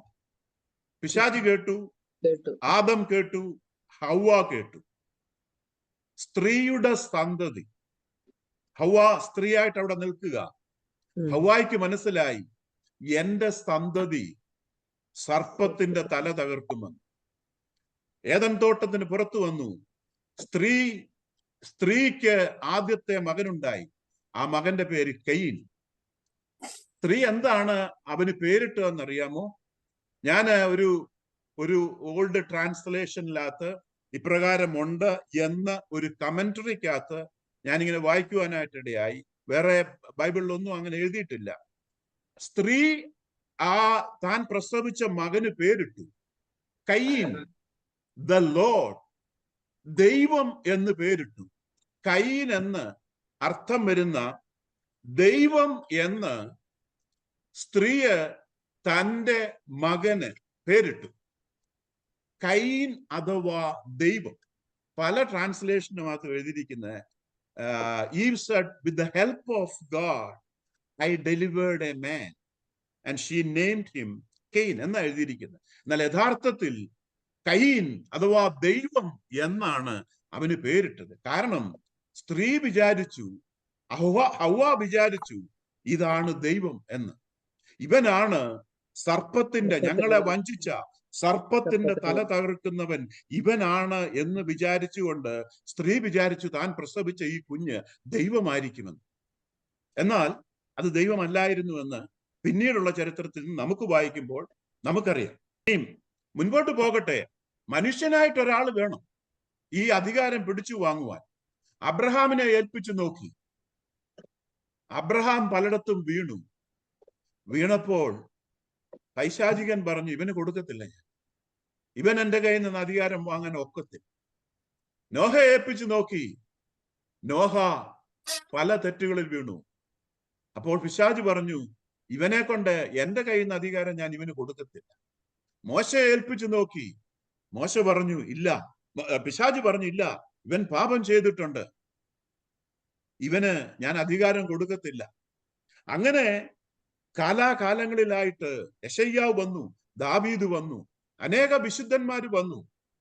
ഇവരൊക്കെ വന്നപ്പോഴും പിശാച് പറയുന്നു, ഈ അധികാരം ഇവർക്കാർക്കും കൊടുക്കത്തില്ല. കാരണം ഇവരെല്ലാവരും പാപം ചെയ്യാത്ത ഒരു മനുഷ്യൻ വേണം ഈ അധികാരം പിടിച്ചു വാങ്ങാൻ. ഞാൻ പറഞ്ഞു, യേശു ദൈവം മനുഷ്യരൂപത്തിൽ വന്നത് അധികാരവുമായിട്ട് ബന്ധപ്പെട്ട it's an issue of authority. അപ്പോൾ സ്ത്രീയുടെ സന്തതിയായി ഒരു മനുഷ്യൻ ജനിക്കണം. അപ്പോൾ സ്ത്രീയുടെ സന്തതിയായിട്ടാണ് ഈ മനുഷ്യരെല്ലാം ജനിച്ചത്. എന്നാൽ ഈ മനുഷ്യർക്കാർക്കും ഈ അധികാരം പിടിച്ചു വാങ്ങുവാൻ സാധിക്കാതെ വന്നു. കാരണം എല്ലാവരും പിശാചിന് ഒരു ഭാഗമെങ്കിലും അല്ലെങ്കിൽ ഒരു തവണയെങ്കിലും അവര് പിശാചിന് അടിമപ്പെട്ടു പോയി. അതുകൊണ്ട് ഇവർക്കാർക്കും നോഹ മുതല്, അബ്രഹാം മുതല്, മോശ മുതല്, യെശയ്യാവ് മുതല്, ദാവീദ് മുതല്, ദാനിയേൽ മുതല്, ജോൺ ദ ബാപ്റ്റിസ്റ്റ് മുതല് ആർക്കും ഈ അധികാരം പൈശാചികന്റെ നിന്ന് വാങ്ങാൻ ഒത്തില്ല. അതുകൊണ്ട് തന്നെ ദൈവം മനുഷ്യ സ്വരൂപത്തിൽ മനുഷ്യന്റെ വസ്ത്രം ഇട്ടുകൊണ്ട് മനുഷ്യന്റെ കുപ്പായം അണിഞ്ഞുകൊണ്ട് മനുഷ്യ ശരീരത്തിൽ അവൻ സ്ത്രീയുടെ സന്തതിയായി അവൻ ഈ ഭൂമിയിലേക്ക് പിറന്നു. യെശയ്യാവ് പ്രവചനം വിളിച്ചു പറഞ്ഞു, കന്യക ഗർഭിണിയായി ഒരു മകനെ പ്രസവിക്കും. കന്യക ഗർഭിണിയായി ഒരു മകനെ പ്രസവിക്കും. സ്ത്രീയുടെ സന്തതിയായി, പുരുഷന്റെ സന്തതി എന്നല്ല എഴുതിയിരിക്കുന്നത്, സ്ത്രീയുടെ സന്തതിയായി ഒരു മനുഷ്യൻ പിറക്കും. ആ മനുഷ്യൻ ഇവിടെ ദൈവം താൻ മനുഷ്യ ശരീരത്തിൽ സ്ത്രീയുടെ സന്തതിയായി പിറക്കുവാനായിട്ടിടയായി. സ്ത്രീയുടെ സന്തതിയായി പിറന്നു. പിശാച് പലതവണ അബ്രഹാമിന്റെ അടുത്ത് ചെന്നതുപോലെ, നോഹയുടെ അടുത്ത് ചെന്നതുപോലെ, യെശയ്യാവിന്റെ അടുത്ത് ചെന്നതുപോലെ, ഡാനിയേലിന്റെ അടുത്ത് ചെന്നതുപോലെ, ദാവീദിന്റെ അടുത്ത് ചെന്നതുപോലെ, മോശയുടെ അടുത്ത് ചെന്നതുപോലെ, എല്ലാ വിശുദ്ധന്മാരുടെയും അടുത്ത് ചെല്ലുന്നത് പോലെ പിശാച് ഇവന്റെ അടുത്തും വന്നു. മനുഷ്യനായിട്ട് പിറന്നവനാണ്. അവന്റെ അടുത്തും വന്ന് പറഞ്ഞു, നീ എന്നെ ഒന്ന് വീണ് നമസ്കരിക്കാമെങ്കിൽ ഈ അധികാരം മുഴുവൻ ഞാൻ നിനക്ക് തരാം. ഈ ഭൂമിയുടെ മഹത്വവും ഇതിന്റെ പ്രതാപവും ഇതെല്ലാം നിനക്ക് തരാം. ഇതെല്ലാം എങ്കൽ പരമേൽപ്പിക്കപ്പെട്ടിരിക്കുന്നു. ഇതെല്ലാം ഇപ്പൊ നിനക്ക് തരാൻ പോവാം. ദൈവം യേശു അവിടെ വഴങ്ങിയില്ല. എന്നാൽ മനുഷ്യനായി പിറന്നവരായിരുന്നുവെങ്കിൽ ഒരു പക്ഷേ അവിടെയൊക്കെ വീണു പോകുവാൻ സാധ്യതയുണ്ട്. എന്നാൽ ദൈവം മനുഷ്യരൂപത്തിൽ വന്നതുകൊണ്ട് അവൻ മനുഷ്യനാണ്, അതുകൊണ്ട് തന്നെ അവൻ ദൈവവുമാണ്. അതുകൊണ്ട് തന്നെ അവൻ ആ പ്രലോഭനങ്ങൾക്ക് അടിമപ്പെട്ടില്ല, മുൻപോട്ട് പോയി. കാൽവറി യോഹന്നാന്റെ സുവിശേഷം 12-ാം അധ്യായത്തില് വായിക്കണ്ട, 12-ാം അധ്യായത്തിന്റെ 30 മുതലുള്ള വാക്യം വായിക്കുമ്പോൾ ഇവിടെ യേശു പറയുകയാണ്, ഇപ്പോൾ ഈ ലോകത്തിന്റെ ന്യായവിധിയാകും. ഇപ്പോൾ ഈ ലോകത്തിന്റെ പ്രഭുവിനെ പുറത്തുള്ള ഇരുട്ടിലേക്ക് തള്ളിക്കളയുവാൻ പോവുകയാണ്. ഇപ്പോൾ ഈ ലോകത്തിന്റെ ന്യായവിധിയെ, ലോകത്തെ ന്യായം വിധിക്കാൻ പോവുകയാണ്. ലോകത്തിന്റെ പ്രഭുവിനെ ഇപ്പോൾ ഇവിടെ ന്യായം വിധിക്കുവാൻ പോവുകയാണ്. ഹല്ലേലൂയ. കർത്താവ് പറയുക, ഏതാനും മണിക്കൂറുകൾക്ക് മുമ്പ് വിളിച്ചു പറയുകയാണ്, ലോകത്തിന്റെ ന്യായവിധി വന്നു കഴിഞ്ഞിരിക്കുന്നു. എന്തിനാ ലോകത്തെ ന്യായം വിധിക്കുന്നത്? കാരണം ഈ അധികാരം പിടിച്ചു വാങ്ങാൻ പോവുകയാണ്.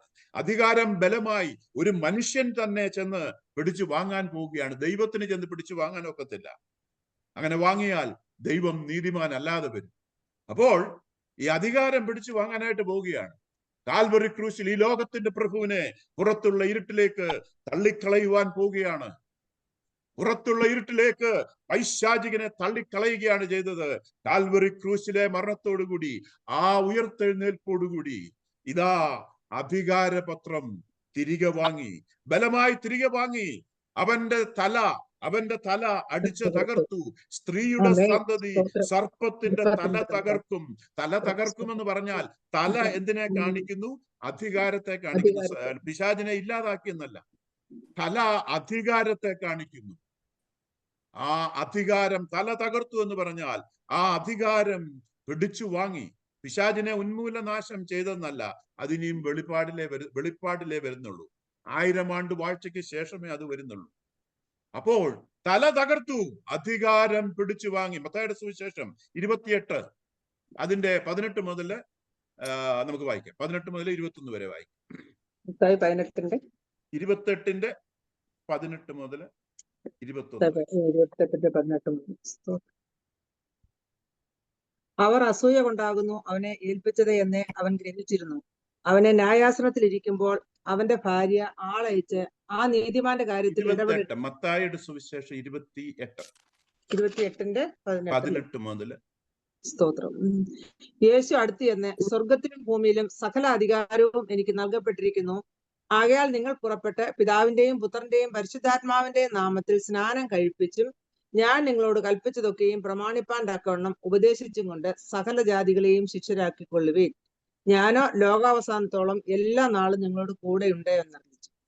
ലൂക്കോസിന്റെ സുവിശേഷത്തിൽ ടെംപ്റ്റർ, പരീക്ഷകൻ അടുത്ത് വന്നപ്പോൾ പരീക്ഷകൻ പറഞ്ഞത് എന്താണ്? ഇതെല്ലാം എന്റെ കയ്യിൽ ഏൽപ്പിക്കപ്പെട്ടിരിക്കുന്നു എന്നാ പറഞ്ഞത്.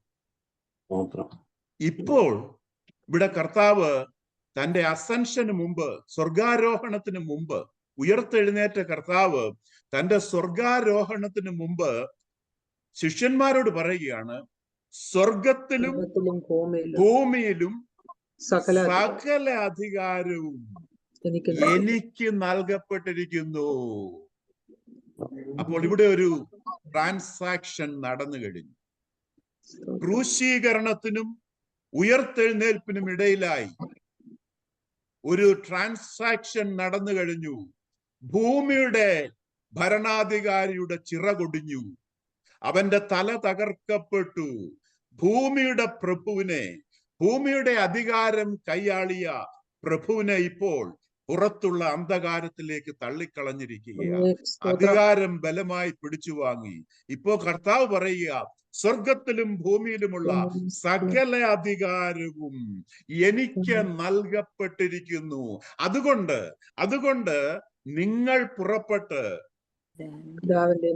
പിതാവിന്റെയും സകല ജാതികളോടും സുവിശേഷം പറഞ്ഞും പിതാവിന്റെയും പുത്രന്റെയും പരിശുദ്ധാത്മാവിന്റെയും നാമത്തിൽ സ്നാനം കഴിപ്പിച്ചും ഞാൻ നിങ്ങളോട് കൽപ്പിച്ചതൊക്കെയും പ്രമാണിപ്പാൻ തക്കവണ്ണം ഉപദേശിച്ചുകൊണ്ട് സകല ജാതികളെയും ശിഷ്യരാക്കിക്കൊള്ളുകയും സ്വർഗത്തിലും ഭൂമിയിലും സകല അധികാരവും ലഭിച്ച ഞാൻ നിങ്ങളോടുകൂടെ ലോകാവസാനത്തോളം എല്ലാ നാളും നിങ്ങളോട് കൂടെയുണ്ട്. ഹല്ലേലൂയ. എല്ലാ നാളും നിങ്ങളോട് കൂടെയുണ്ട്. എബ്രായർ പറയുന്നു, ഞാൻ നിങ്ങളെ ഒരു നാളും കൈവിടത്തില്ല, ഞാൻ നിങ്ങളെ ഒരു നാളും ഉപേക്ഷിക്കത്തില്ല. സുവിശേഷത്തില് എടുക്കണ്ട, ലൂക്കോസ് 9-ാം അധ്യായം, മത്തായിയുടെ സുവിശേഷം 10-ാം അധ്യായത്തിലൊക്കെ പറയുന്നുണ്ട്, അവന് ആ 12 പേർക്ക് അല്ലെങ്കിൽ 70 പേർക്ക് സകലവിധ ഭൂതങ്ങളെ പുറത്താക്കുവാനും സകല രോഗങ്ങളെ സൗഖ്യമാക്കുവാനുമുള്ള സകല അധികാരവും പവറും കൊടുത്തിട്ട് അവരെ വിട്ടെന്ന് എഴുതിയിരിക്കുന്നു. It's A delegated authority and power. ആ കർത്താവ് ആ അധികാരവും പവറും നമ്മളെ ഓരോരുത്തരെയും ഏൽപ്പിച്ചിരിക്കുക. എന്നിട്ട് പറഞ്ഞു, ഭൂമിയുടെ അറ്റത്തോളം പോയി സകല ജാതിയോടും ഈ സദ്വർത്തമാനം പറയുക. ഏത് സദ്വർത്തമാനമാ? പിശാചിന്റെ കയ്യിൽ നിന്ന് അധികാരം പോയി മനുഷ്യപുത്രനായി മനുഷ്യനായി ജനിച്ച ഒരുവനിതാ ഇവിടെ കടന്നു വന്ന് ആദം നഷ്ടപ്പെടുത്തിയ അധികാരം ഇതാ തിരിച്ചു വാങ്ങിച്ചിരിക്കുക. അത് വാങ്ങിച്ചിട്ട് എന്നെയും നിങ്ങളെയും ഏൽപ്പിച്ചിരിക്കുന്നു. 4000 വർഷങ്ങളായിട്ട് പിശാച് അറക്കുവാനും മുടിപ്പാനും മോഷ്ടിപ്പാനും വന്നു. ഈ ഭൂമിയെയും ഈ ഭൂമിയിലുള്ള ജനങ്ങളെയും അറക്കുവാനും മുടിപ്പാനും മോഷ്ടിപ്പാനും വന്നു. എന്നാൽ ഇതാ സമയമായിരിക്കുന്നു, ആ അധികാരം പിടിച്ചു വാങ്ങി. അതിപ്പോൾ എന്റെ കയ്യിൽ സുസ്ഥിരമാണ്. നിങ്ങളെ അത് ഏൽപ്പിക്കുകയാണ്. അതുകൊണ്ട് രോഗികളെ സൗഖ്യമാക്കുക, പൈശാചികനെ പുറത്താക്കുക. ഇത് കാരണവശാലാണ് നമ്മൾ പറഞ്ഞു, പഴയ നിയമവിശുദ്ധന്മാർ ആരും ഒരു പിശാചിനെയും പുറത്താക്കിയിട്ടില്ല. കാരണം അധികാരം പിശാചിന്റെ കയ്യില. അതുകൊണ്ട് അവർക്ക് ചെയ്യാൻ ഒക്കത്തില്ല. അവർക്ക് പിശാചിനെ പുറത്താക്കാൻ ഒക്കത്തില്ല. അധികാരം പിശാചിന്റെ കയ്യില. എന്നാൽ യേശു വന്നതോടുകൂടി സംഭവം മാറി, കാലം മാറി. പുതിയൊരു ഡിസ്പെൻസേഷൻ, പുതിയൊരു യുഗത്തിലേക്ക്, ഒരു യുഗപ്പിറവിയിലേക്ക് കടന്നു വന്നിരിക്കുക. യേശു വന്നതോടുകൂടി യേശുവും ശിഷ്യന്മാരും ലെഫ്റ്റ് ആൻഡ് റൈറ്റ് ചടുചട പൈശാചികനെ പുറത്താക്കുക ചെയ്തത്, രോഗത്തെ സൗഖ്യമാക്കുക ചെയ്തത്. അല്ലെ? പുതിയ നിയമത്തിൽ എഴുതിയിരിക്കുന്നത് പോലെയുള്ള രോഗസൗഖ്യങ്ങള്, പുതിയ നിയമത്തിൽ എഴുതിയിരിക്കുന്നത് പോലെ പൈശാചികനെ പുറത്താക്കുന്നത്, പുതിയ നിയമത്തിൽ എഴുതിയിരിക്കുന്നത് പോലെ മരിച്ചവരെ ഉയർത്തെഴുന്നേൽപ്പിക്കുന്നത് പഴയ നിയമത്തിലില്ല. അതിന് റീസൺ ഇതാണ്, പഴയ നിയമത്തിൽ അധികാരം കൈയാളിയിരുന്നത് പിശാച. പുതിയ നിയമത്തിൽ ആ അധികാരം നമ്മളെ ഓരോരുത്തരെയും ഏൽപ്പിച്ചിരിക്കുക. എബ്രായ ലേഖനം അതോടെ വായിച്ച് ഞാൻ നിർത്തുകയാണ്. എബ്രായ ലേഖനം 2-ാം അധ്യായത്തിന്റെ 14-ാം വാക്യം. എബ്രായ 2:14. മക്കൾ ജഡരക്തങ്ങളോട് കൂടിയവർ ആകൊണ്ട് അവനും അവരെ പോലെ ജഡരക്തങ്ങളോട് കൂടിയവനായി മരണത്തിന്റെ അധികാരിയായ പിശാചിനെ തന്റെ മരണത്താൽ നീക്കി ജീവപര്യന്തം മരണഭീതിയിൽ അടിമകളായിരുന്നവരെയൊക്കെയും വിടുവിച്ചു.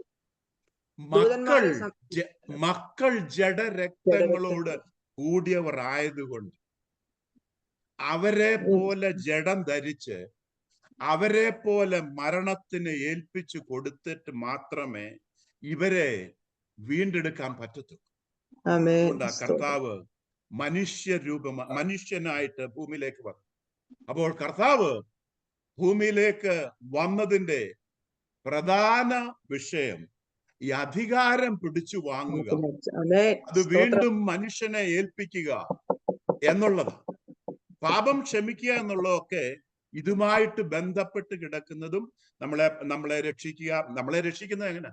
അധികാരം തിരിച്ചു വാങ്ങുമ്പോഴാണ് നമ്മള് പൈശാചികന്റെ പിടിയിൽ നിന്ന് നമ്മൾ പുറത്തു വരുന്നത്. അധികാരം പിടിച്ചു വാങ്ങുമ്പോൾ, അധികാരം പിടിച്ചു വാങ്ങി നമുക്ക് തന്ന് നമ്മുടെ പാപങ്ങൾ ക്ഷമിച്ച് നമുക്ക് ഈ അധികാരം തരുമ്പോഴാ നമ്മെ രക്ഷിക്കുന്നത്. അപ്പൊ കർത്താവ് വന്നത് ഈ അധികാരം ഈ അധികാരം പൈശാചികന്റെ നിന്ന് പിടിച്ചു വാങ്ങിയിട്ട് ഭൂമിയെയും ആ പൈശാചികന്റെ അടിമകളായിരിക്കുന്ന മരണഭീതിയാൽ അടിമകളായിരിക്കുന്ന നമ്മളെ അവിടെ നിന്ന് അടർത്തിയെടുക്കുവാനാ കർത്താവ് മനുഷ്യ ശരീരത്തിൽ വന്നത്. ദൈവത്തിന് ദൈവമായിട്ട് വന്ന് പിടിച്ചു വാങ്ങാൻ ഒക്കത്തില്ല. ഒരു മനുഷ്യന് മാത്രമേ ഈ അധികാരം പിടിച്ചു വാങ്ങാൻ ഒക്കത്തുള്ളൂ. ഹല്ലേലൂയ.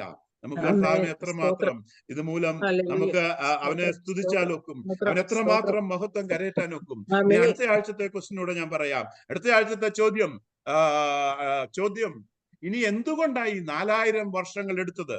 എന്തുകൊണ്ടായി 4000 വർഷം വരെ മനുഷ്യനെ ഈ അന്ധകാരത്തിൽ, ഈ ബുദ്ധിമുട്ടുകളിൽ കൂടി, ഈ പ്രയാസത്തിൽ കൂടി കർത്താവ് കടത്തിവിട്ടത്, അല്ലെങ്കിൽ കടന്നു പോകുവാനായിട്ട് ഇടയായത്? 4000 വർഷം വരെ എന്തിനാ വെയിറ്റ് ചെയ്ത്? ഒരു 2 വർഷം കഴിഞ്ഞ് ആദമും ഹവ്വയും പാപം ചെയ്ത ശേഷം ഒരു 2 വർഷം കഴിഞ്ഞ് വന്ന് ദൈവത്തിനെ രക്ഷിക്കാമായിരുന്നല്ലോ എല്ലാവരെയും. എന്തുകൊണ്ടായി 4000 വർഷം വരെ എടുക്കേണ്ടതായിട്ട് വന്നത്? അതിന് ഒറ്റ ഒരു ചോദ്യം മാത്രം പറഞ്ഞുകൊണ്ട് ഞാൻ ആ ഡെയിലി മന്നായിക്കകത്ത് ഞാൻ അതിന്റെ ക്ലൂ, കുറച്ച് വാക്യങ്ങൾ ഞാൻ പിന്നീട് ഇടാം.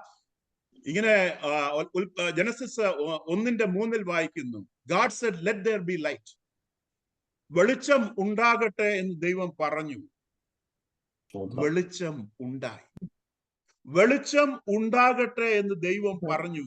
വെളിച്ചം ഉണ്ടായി. ദൈവം സൃഷ്ടിച്ചതെല്ലാം ദൈവം ഉണ്ടാകട്ടെ ഉണ്ടാകട്ടെ ഉണ്ടാകട്ടെ എന്ന് പറഞ്ഞപ്പോഴാ ദൈവം സൃഷ്ടി ചെയ്യുന്നത്. തന്റെ വായിൽ നിന്ന് വരുന്ന വചനം മൂലമാണ് ദൈവം സൃഷ്ടി നടത്തിയത്. അങ്ങനെയാണെങ്കിൽ യേശു വരണമെങ്കിലും ആരെങ്കിലും ഒക്കെ പറയണം. ആരുടെയെങ്കിലും ഒക്കെ വായിൽ നിന്ന് വിശ്വാസ വചനം വിളിച്ചു പറയണം. മോശ ആവർത്തന പുസ്തകം 18 വിളിച്ചു പറഞ്ഞു, നിങ്ങൾക്ക് നിങ്ങളുടെ ഇടയിൽ നിന്ന് തന്നെ ദൈവം എന്നെ പോലെ ഒരു പ്രവാചകനെ എഴുന്നേൽപ്പിച്ചു തരും. പൂർണ്ണമായില്ല. യെശയ്യാവ് വിളിച്ചു പറഞ്ഞു, കന്യക ഗർഭിണിയായി ഒരു മകനെ പ്രസവിക്കും. യെശയ്യാവിന് തന്നെ വിശ്വസിക്കുവാൻ കഴിയാത്ത സംഭവം. കന്യക ഗർഭിണിയായി ഒരു മകനെ പ്രസവിക്കും. നമ്മളത് ചിന്തിക്കുക, മെഡിറ്റേറ്റ് ചെയ്യുക, ധ്യാനിക്കുക. എന്തിനാണ് 4000 വർഷം എടുത്തത്? നമ്മുടെ ഇടയിൽ ജോസച്ചനുണ്ട്, എൻ്റെ അമ്മാച്ചനുണ്ട്, ജോസിനുണ്ട്. ജോസിന് അടുത്ത കുറച്ച് സമയം ജോസൻ ദൈവം ഞാൻ സംസാരിക്കും എന്ന് കരുതുന്നു. Oh my God. Praise the Lord. എല്ലാവർക്കും കർത്തൃനാമത്തിൽ എൻ്റെ സ്നേഹവന്ദനങ്ങൾ. ഞാൻ മെസ്സേജ് ഒന്നും പറയാനായിട്ട് അങ്ങനെയല്ല, എന്നാല് എല്ലാവരും ചാർച്ചക്കാരും എല്ലാവരും കർത്താവിൽ പ്രിയപ്പെട്ടവനുമാണെന്നുള്ള ഒരു കോൺഫിഡൻസ് വന്നു കഴിയുമ്പോൾ നമുക്ക് കർത്താവിനെ പറ്റി ഒരു സാക്ഷിയാകാൻ, അല്ലെങ്കിൽ കർത്തൃവചനം കർത്തൃനാമത്തിൽ പങ്കുവയ്ക്കാന് ഒരു പ്രയാസമില്ല. അത് കേൾക്കുന്നവര് അല്ലെങ്കിൽ ഓഡിയൻസ് എന്ന് പറയുന്നവരാ തരേണ്ടത്. ഞാനും ഈ എളിയദാസനും ഒരു കുടുംബത്തില് നമ്മുടെ ലക്ഷ്യമൊന്ന്, നമ്മുടെ യാത്രയൊന്ന്, നമ്മുടെ ജീവിത ശൈലി ഒന്ന്. കാരണം നമ്മള് ഇവിടെ യാത്രക്കാരല്ലേ. ഒരു പദം ഞാൻ പഠിച്ചത് എൻ്റെ മകന്റെ കയ്യിൽ നിന്ന്, സോജേണേഴ്സ് എന്നൊരു വാക്ക് എനിക്ക് നേരത്തെ അറിയത്തില്ലായിരുന്നു. എന്ന് പറഞ്ഞാൽ പിൽഗ്രിംസ്, വി ആർ ട്രാവലേഴ്സ്. അപ്പൊ നമ്മുടെ യാത്രയുടെ രീതിയും എല്ലാം ഒന്നായിരിക്കണം. പക്ഷെ നിർഭാഗ്യവശാല് അങ്ങനെയല്ല ഇന്ന് ലോകത്തിൽ കാണുന്നത്. അത് നമ്മൾ തിരിച്ചറിഞ്ഞ് തിരുത്തേണ്ട കാര്യങ്ങളൊക്കെ തിരുത്തി കഴിയുമ്പോൾ നമുക്ക് സഹോദരങ്ങളെ പോലെ, ഒരപ്പന്റെ മക്കളെ പോലെ ഒരു ലക്ഷ്യത്തിലേക്ക് ഒരുപോലെ ചരിക്കാൻ സാധിക്കും. ഞാൻ പറഞ്ഞു വന്നത്, ഞാനൊരു കോൺഫിഡൻസ് ക്രിയേറ്റ് ചെയ്യുക between you and me. I belong to you, you belong to me. ആ ഒരു സ്പിരിറ്റിലേക്ക് നമ്മൾ വരണം. നമ്മൾ അങ്ങോട്ടും ഇങ്ങോട്ടും വേണ്ടപ്പെട്ടവരാ. അല്ലെന്ന് ആർക്കും പറയാൻ ഒക്കത്തില്ല. കാരണം ഇതര ജാതികൾ പോലും ക്രിസ്ത്യാനികളല്ലാത്തവർ പോലും ജെന്റൈൽസ് പോലും നമ്മുടെ ദൈവം സൃഷ്ടിച്ചതാണ് നമ്മൾ പഠിക്കുന്നത്. അവരെ ദൈവം സ്നേഹിക്കുന്നുണ്ട്. നമുക്ക് അവരെ എങ്ങനെ സ്നേഹിക്കാതിരിക്കാൻ പറ്റും? അവരെ താഴ്ത്തി കാണാനായിട്ട് നമുക്ക് സാധിക്കില്ല. അപ്പോ ഇത്രയും പറഞ്ഞതുകൊണ്ട് ഞാൻ പറയുകയാണ്, ഐ ലവ് യു ഓൾ. എന്നും കാണാൻ സാധിക്കുന്നില്ല, ബന്ധപ്പെടാൻ സാധിക്കുന്നില്ലെങ്കിലും ഹൃദയത്തിന്റെ അടിത്തട്ടിൽ നിന്ന് ആത്മാർത്ഥമായിട്ട് ഞാൻ പറയുക, I love you all and God bless you all. ഞാന് നിമിഷം കൊണ്ട് അത് പറഞ്ഞുവെങ്കിൽ, ഹൃദയത്തിന്റെ ഉള്ളിൽ നിന്ന് വന്നതാണെങ്കിൽ, സത്യമാണെങ്കിൽ നിങ്ങളും അതുപോലെ ആയിരിക്കുമെന്ന് എന്റെ വിശ്വാസം. നിങ്ങൾക്കൊരു തടസ്സവുമില്ല എന്നോട് I love you, God bless you എന്ന് പ്രായ വ്യത്യാസമില്ലാതെ, ജെൻഡർ വ്യത്യാസമില്ലാതെ എല്ലാവർക്കും പറയുവാൻ കഴിയണം. കാരണം വെറുക്കേണ്ടതായ യാതൊരു കാര്യവും നമ്മുടെ ഇടയിൽ ഇല്ല. നമ്മളെ നടത്തുന്ന നാഥൻ സ്വർഗത്തിലെ രക്ഷകനായ ദൈവം, നമ്മളെ വീണ്ടെടുത്ത ദൈവമായതുകൊണ്ട് നമുക്ക് യാതൊരു കാരണവുമില്ല ഒന്നിച്ച് ഐക്യത്തില് ഗെറ്റ് അലോങ് ചെയ്യാൻ നിന്നതിന് തടസ്സമായിട്ട് യാതൊന്നുമില്ല എന്നുള്ളത് ഉറപ്പായ ഒരു കാര്യമാണ്, നഗ്ന സത്യമാണ്. അത് നമ്മൾ വിശ്വസിച്ച് കഴിയാൻ പരസ്പരം സ്നേഹിക്കാൻ കഴിയും. അപ്പോഴത്തേക്ക് നമ്മുടെ പ്രശ്നങ്ങളൊക്കെ തീരും. എന്തിനാ യുദ്ധവും വഴക്കും കലഹങ്ങളും അനാർക്കിയും ഒക്കെ ഈ ലോകത്തിലെന്ന് പലപ്പോഴും ചിന്തിച്ചു പോകാറുണ്ട്. പോട്ടെ, ഞാൻ അവിടെ നിർത്തുക. ഒരു കാര്യം നിങ്ങളോട് പറയാ, ടോമ ലേറ്റ്ലി ഒരുപാട് നല്ല കാര്യങ്ങൾ ഒത്തിരി ഇൻഫർമേറ്റീവ് ആയിട്ടൊക്കെ തരുന്നുണ്ട്. ഞാനിപ്പോ ഇന്ന് യാദൃശ്യമായിട്ട് കണ്ട ഒരു ഭാഗം, കോരിന്ത്യർക്ക് പൗലോസപ്പസ്തലൻ, പരിശുദ്ധനായ പൗലോസപ്പസ്തലൻ എഴുതിയപ്പോ പറഞ്ഞു, ഞങ്ങൾ ദൈവത്തിന്റെ കൂട്ടുവേലക്കാർ, നിങ്ങൾ ദൈവത്തിന്റെ കൃഷി, ദൈവത്തിന്റെ ഗ്രഹനിർമ്മാണം. ഒരു വാക്യുണ്ട്, for we are God's fellow workers, you are God's field and you are the building, God's building. ഈ ഒരു ധാരണയിലായിരിക്കുമ്പോൾ നമുക്ക് അവരെ ബഹുമാനിക്കാനും നമ്മുടെ ശ്രദ്ധയും നമ്മുടെ സ്നേഹവും ദൈവത്തിന്റെ വചനം നമ്മളോട് സംസാരിക്കുന്നവർക്ക് കൊടുക്കുവാൻ നമ്മൾ ബാധ്യസ്ഥരാ. This is not one way thing. This is give and take. കർത്താവ് പഠിപ്പിച്ചത് നിങ്ങൾ വാങ്ങുന്നവരാകാതെ കൊടുക്കുന്നവരാകാൻ. എല്ലാം, every field, in every matters നമ്മൾ കൊടുക്കുന്നവരായിരിക്കണം, വാങ്ങുന്നവരല്ല. അൺഫോർച്ചുനേറ്റ്ലി എനിക്ക് കിട്ടണം മുതലെടുക്കുക, അല്ലെങ്കിൽ exploitation. That's what we see in this world. ഈ ലോകത്തിൽ നമ്മൾ കാണുന്നത് അങ്ങനെയാ. നമുക്ക് മറ്റൊരു കുടുംബം, മറ്റൊരു സമൂഹത്തെ പടുത്തുയർത്തണം. പരസ്പരം സ്നേഹിക്കാൻ കഴിയുന്ന, പരസ്പരം വിശ്വസിക്കുവാൻ കഴിയുന്ന. ഞാൻ ആരോട് നാളെ പറഞ്ഞു, എന്റെ ജീവിതത്തില് വളരെ പ്രയാസപ്പെട്ട ആരെയെങ്കിലും എന്റെ ഹൃദയം ഒന്ന് തുറന്ന് പങ്കുവയ്ക്കാൻ പറ്റിയ ഒരാളെ കണ്ടെത്താൻ വലിയ പ്രയാസം. നമ്മളൊക്കെ അനുഭവിക്കുന്ന ഒരു വലിയ പ്രയാസമാണ്. ഒരിക്കൽ ഞാൻ ആരോട് പറഞ്ഞു, ഇന്ന് ലോകം അനുഭവിക്കുന്നത് സ്നേഹത്തിന്റെ ദാരിദ്ര്യമാണ്. എന്താ, ഒരു ചെലവും കൂടാതെ നമുക്ക് കൊടുക്കാൻ കഴിയുന്ന സാധനം നമ്മുടെ എല്ലാം കയ്യിലുണ്ട്. പക്ഷെ എന്തുകൊണ്ട് ജനം സ്നേഹത്തിന്റെ ദാരിദ്ര്യം അനുഭവിക്കുന്നു? ഒന്ന് കൊടുത്തു നോക്കിക്കാട്ടെ, അപ്പോൾ അറിയാം അവരുടെ ഒരു റിയാക്ഷൻ, ഒരു റെസ്പോൺസ്. ഞാൻ ഒരാൾക്ക് യാദൃശ്യമായിട്ട് ഒരു മഹത്വത്തിന്, എന്റെ മഹത്വത്തിന് വേണ്ടി നമ്മൾ ഒരിക്കലും പറയില്ല, എന്നാൽ ദൈവത്തിന്റെ മഹത്വത്തിന് വേണ്ടി പറയുക. ഇവിടെ കൂടെ വഴി കൂടെ വന്നപ്പോ യാദൃശ്യമായിട്ട് ഒരു $100 ബില്ല് ഒരു ഹോംലെസ് കാരൻ വെറുതെ ഇങ്ങനെ മെനക്കിട്ട് മുരഞ്ഞിരിക്കുന്നത് കണ്ടു. അപ്പൊ അവനെ കണ്ടപ്പോ എനിക്ക് അവനോടൊരു സഹതാപം, അനുകമ്പയോ തോന്നി, ദൈവം തോന്നിച്ചു.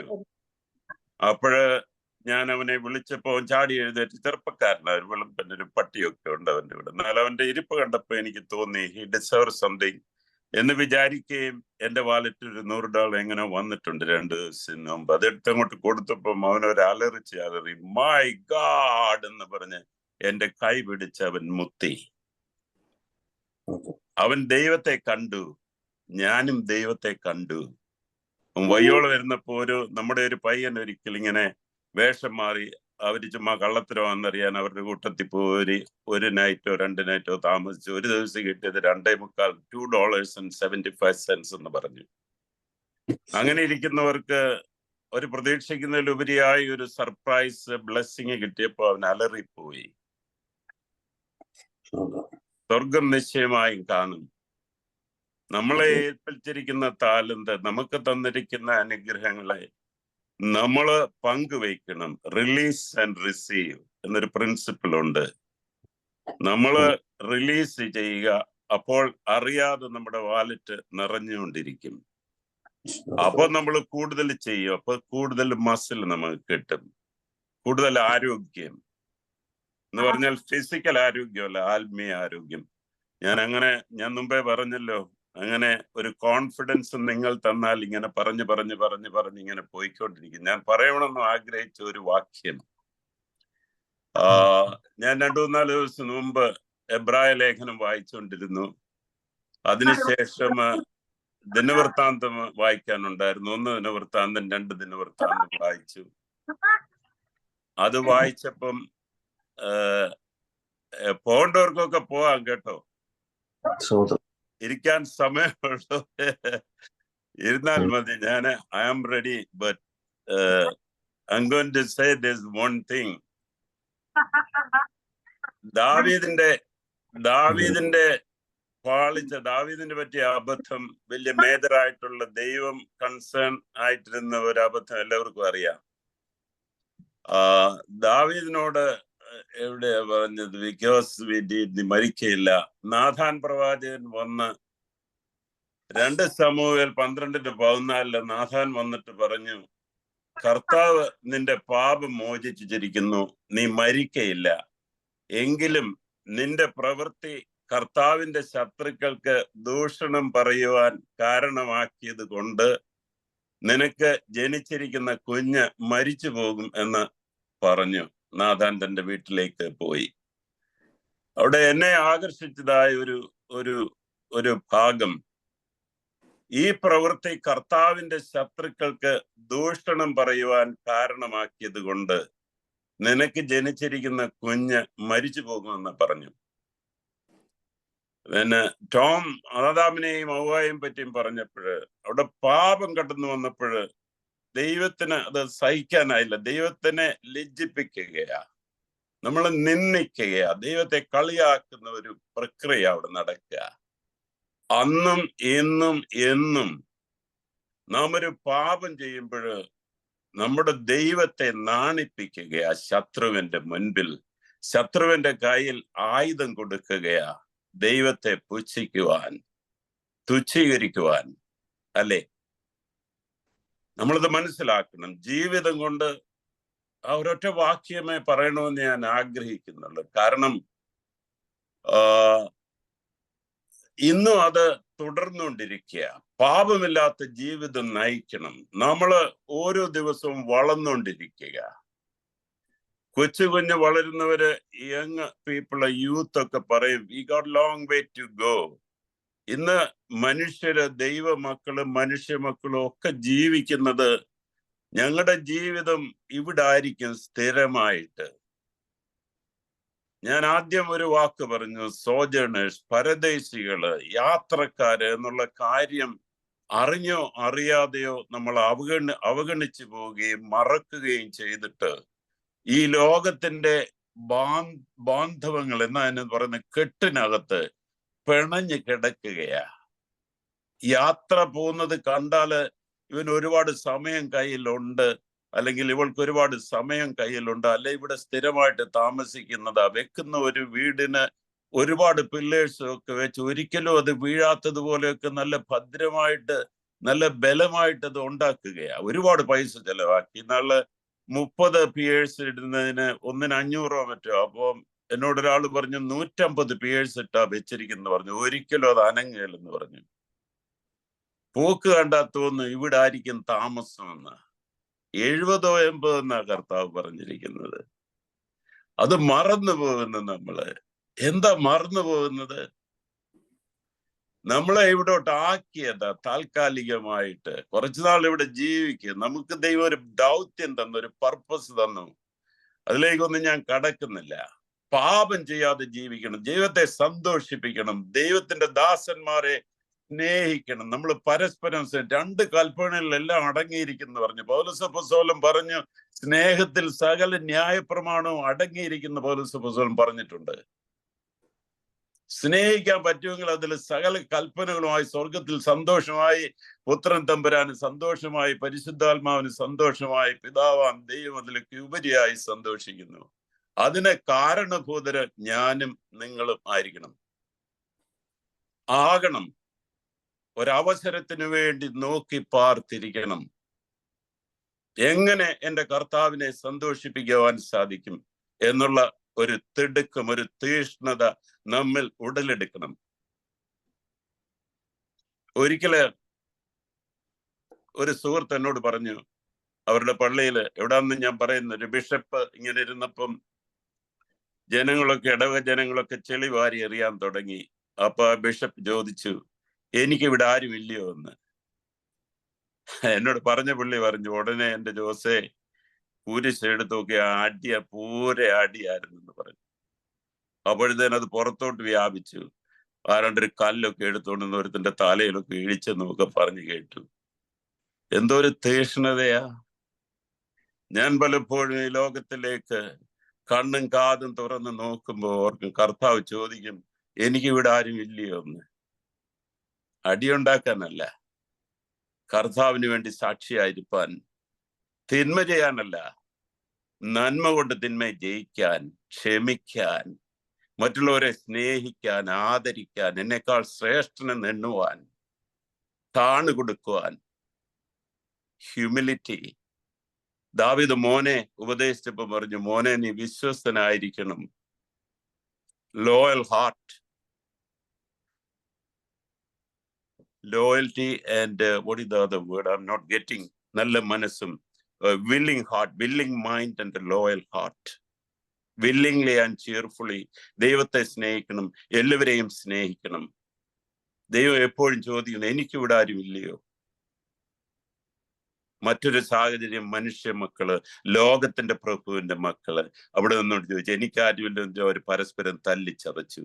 പോലീസും പട്ടാളവും പോലീസും ഒക്കെ വന്നു ഇടപെട്ട്. വർഷങ്ങൾക്ക് മുൻപ്, 50 or 60 വർഷങ്ങൾക്ക് മുൻപ് ദൈവം നോക്കി, എനിക്കും ജനത്തിനും ഇടയില് ഇന്റർസീഡ് ചെയ്യാൻ, മധ്യസ്ഥയായി നിൽക്കുവാൻ ഒരു പുരുഷനുണ്ടോ, അതുകൊണ്ട് തെറ്റിദ്ധരിക്കേണ്ട ഒരു സ്ത്രീ ഉണ്ടോ എന്ന് നോക്കി.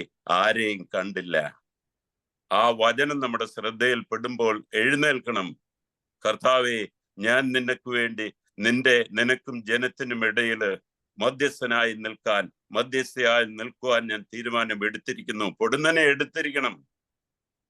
ഇനി താമസം ചെയ്യണം. അധികം സമയം നമ്മുടെ മുൻപിലില്ല. ആർക്കോ എന്തോ എഴുതിയപ്പോ ഞാൻ പറഞ്ഞു, അല്പകാലം മുൻപിലുണ്ട്. ആ ജീവിതം നമുക്ക് ജീവിച്ച് അവസാനിപ്പിക്കാം. കറ, കളങ്കം, മാലിന്യം ഒന്നുമില്ലാത്ത അൺബ്ലമീഷ്ഡ് ലൈഫ് ജീവിച്ച് അവസാനിപ്പിച്ച് നിത്യതയിലേക്ക് പോകാൻ ഒരുങ്ങാമെന്ന് എഴുതാനിടയായി. അതായിരിക്കണം നമ്മുടെ ലക്ഷ്യം. മറ്റൊന്നതൊക്കെ കത്തിപ്പോകുന്നതാ. കൂടെ കൊണ്ടുപോകാൻ എന്തെങ്കിലുമൊക്കെ വേണം. ആ ദൈവം ചെയ്തത് ഓർത്താൽ, എന്നെയും നിങ്ങളെയും വീണ്ടെടുത്ത സ്നേഹം, സ്വർഗത്തിലെ രാജകുമാരൻ ആ പദവിയെല്ലാം ഉപേക്ഷിച്ച് ഭൂമിയിലേക്ക് ഇറങ്ങി വന്നത് എന്തിനാ? നമുക്കും വല്ലതുമൊക്കെ ഒന്ന് ചെയ്യണ്ടായോ? എനിക്ക് തോന്നുന്നത്, ഞാൻ ഇന്ന് വേറൊരു വാക്യം വായിച്ചു. ജോസിയയെ പോലെ ദൈവം ഒരു സാക്ഷി, യോശിയാവ് എന്ന് പറഞ്ഞൊരു രാജാവ് ഉണ്ടായിരുന്നു. അദ്ദേഹത്തെ പറ്റി പറയാണ്, അവനെ പോലെ ഒരു രാജാവ് ഉണ്ടായിട്ടില്ല, ഇനി ഉണ്ടാകുകയില്ലെന്നാ പറഞ്ഞ്. അവിടെ എല്ലാം വെടിപ്പാക്കി ഒരു യങ് കിങ്. അതുകൊണ്ട് നമ്മളെ പോലെ ദൈവം സാക്ഷി പറയാൻ ഇടയാകണം. എന്താ നമ്മൾ ചെയ്യേണ്ടത്? ഒരുപാട് കാര്യങ്ങൾ ചെയ്യാനുണ്ട്. നമ്മൾ രാവിലെ പ്രഭാതമായാല് ഒരു 12 മണിക്കൂർ ഉറങ്ങത്തില്ല. പകൽ വയ്യോളം നമുക്ക് പകൽക്കാലമാ. ഒരുപാട് യാത്ര ചെയ്യാൻ സാധിക്കും. ഒത്തിരി പേരെ കോണ്ടാക്ട് ചെയ്യാൻ പറ്റും. ഇന്ന് മനുഷ്യർ രാത്രിയിലും മനുഷ്യരെ കമ്മ്യൂണിക്കേറ്റ് ചെയ്യുകയും കോണ്ടാക്ട് ചെയ്യുകയും ചെയ്യുന്നു. മനുഷ്യരാണ് വയല്. എവിടെയാ മനുഷ്യരില്ലാത്തത്? എല്ലായിടത്തും നമുക്ക് ചുറ്റും മനുഷ്യരാ. നമ്മൾ കടയിൽ പോകുന്നവരാ, ഗ്യാസ് അടിക്കുന്നവരാ, കൃഷി ചെയ്യുന്നവരാ. അവിടെ എല്ലാം മനുഷ്യരെ കാണും. അവരെ ദേവന്മാരെന്ന് സംബോധന ചെയ്തിട്ടുണ്ട്. ദൈവത്തിന്റെ മക്കള് ദേവന്മാരെന്ന് വിളിക്കാം എന്ന് യേശു പുതിയ നിയമത്തിലും പറഞ്ഞിട്ടുണ്ട്, പഴയ നിയമത്തിൽ വിളിച്ച കാര്യം. മറ്റുള്ളവരെ ദേവന്മാരെ പോലെ, ശ്രേഷ്ഠരെ പോലെ കണ്ട് സ്നേഹം, സ്നേഹിത, സഹോദര എന്ന് പറഞ്ഞ് താഴ്മയോടെ ഒന്ന് തല വണക്കിക്കൊണ്ട് ഒരു ചുംബനം, ഒരു സ്നേഹവന്ദനം കൊടുക്കാൻ നമ്മൾ തയ്യാറാണ്. ഒരു മാറ്റത്തിന്റെ ആവശ്യം അതിക്രമിച്ചിരിക്കുകയാ. എവിടെയാ തുടങ്ങുന്നത്? എന്നിൽ തുടങ്ങണം, വ്യക്തികളിൽ തുടങ്ങണം, കുടുംബങ്ങളിൽ തുടങ്ങണം, സമൂഹത്തില്, പള്ളികളില്, രാജ്യങ്ങളില്. അപ്പോൾ യുദ്ധം അവസാനിക്കും. യുദ്ധം അവസാനിപ്പിക്കാനുള്ള ഒരു ചെറിയ സ്റ്റെപ്പാ അത്. യുദ്ധം യഹോവയ്ക്കുള്ളതെന്നൊരു വാക്യമുണ്ട്. ദൈവം യുദ്ധം ഒരിക്കലും ആഗ്രഹിച്ചില്ല, ആഗ്രഹിക്കുന്നില്ല, ആഗ്രഹിക്കുകയുമില്ല. ഒരു ജീവനും എടുത്തു പോകരുത്, രക്തച്ചൊരിച്ചില് പാടില്ല എന്നാ ദൈവം കൽപ്പിച്ചത്. ഞാനിത് പറയുമ്പോൾ എല്ലാവരും ഒക്കെ പറയും യുദ്ധം യഹോവയ്ക്കുള്ളെന്ന് വചനമുണ്ട്, അവനാ യുദ്ധം ചെയ്യുന്നത്. Forget about it. He don't like wars.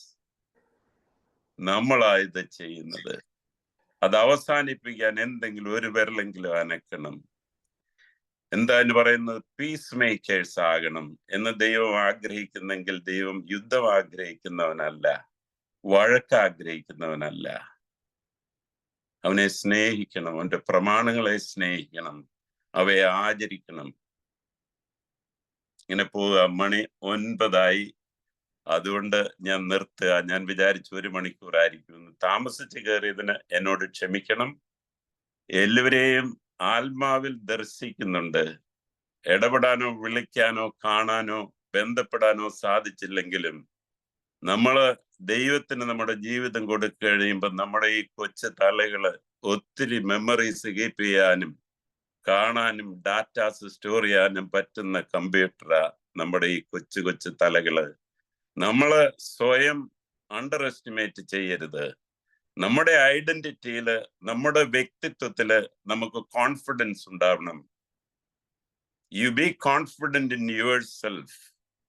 We don't have that. Many people think, not me, you.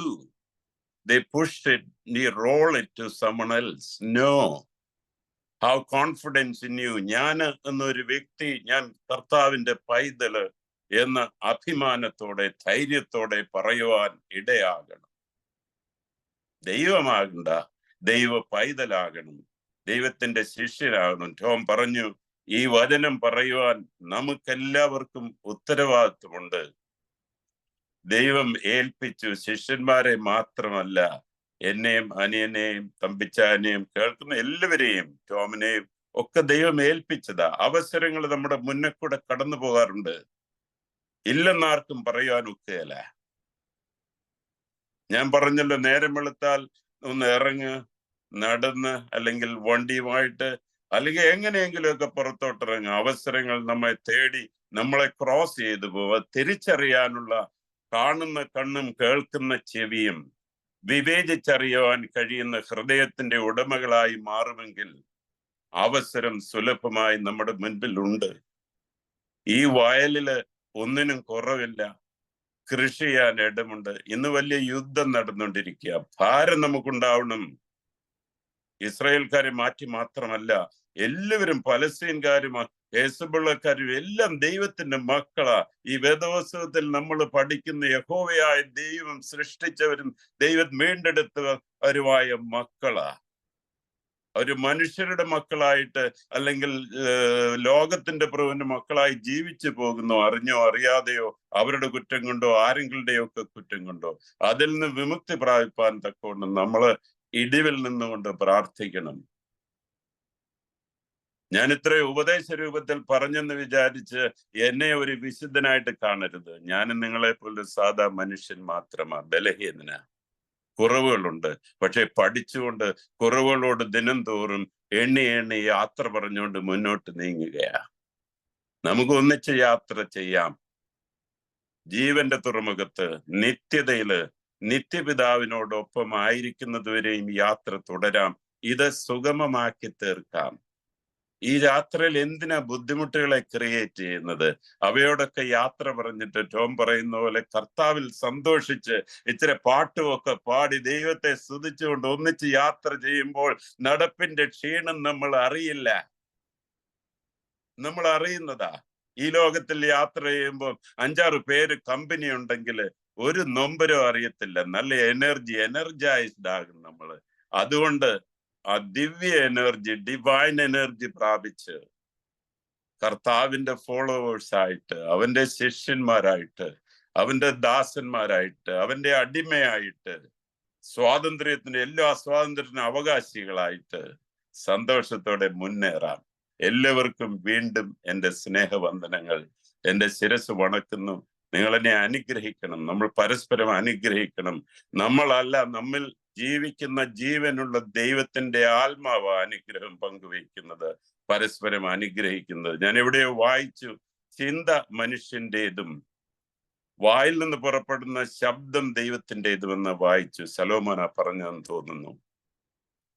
അതുകൊണ്ട് നമ്മൾ പുറപ്പെടുവിക്കുന്ന ശബ്ദം, അനുഗ്രഹം, അത് ദൈവത്തിൻ്റെതാ.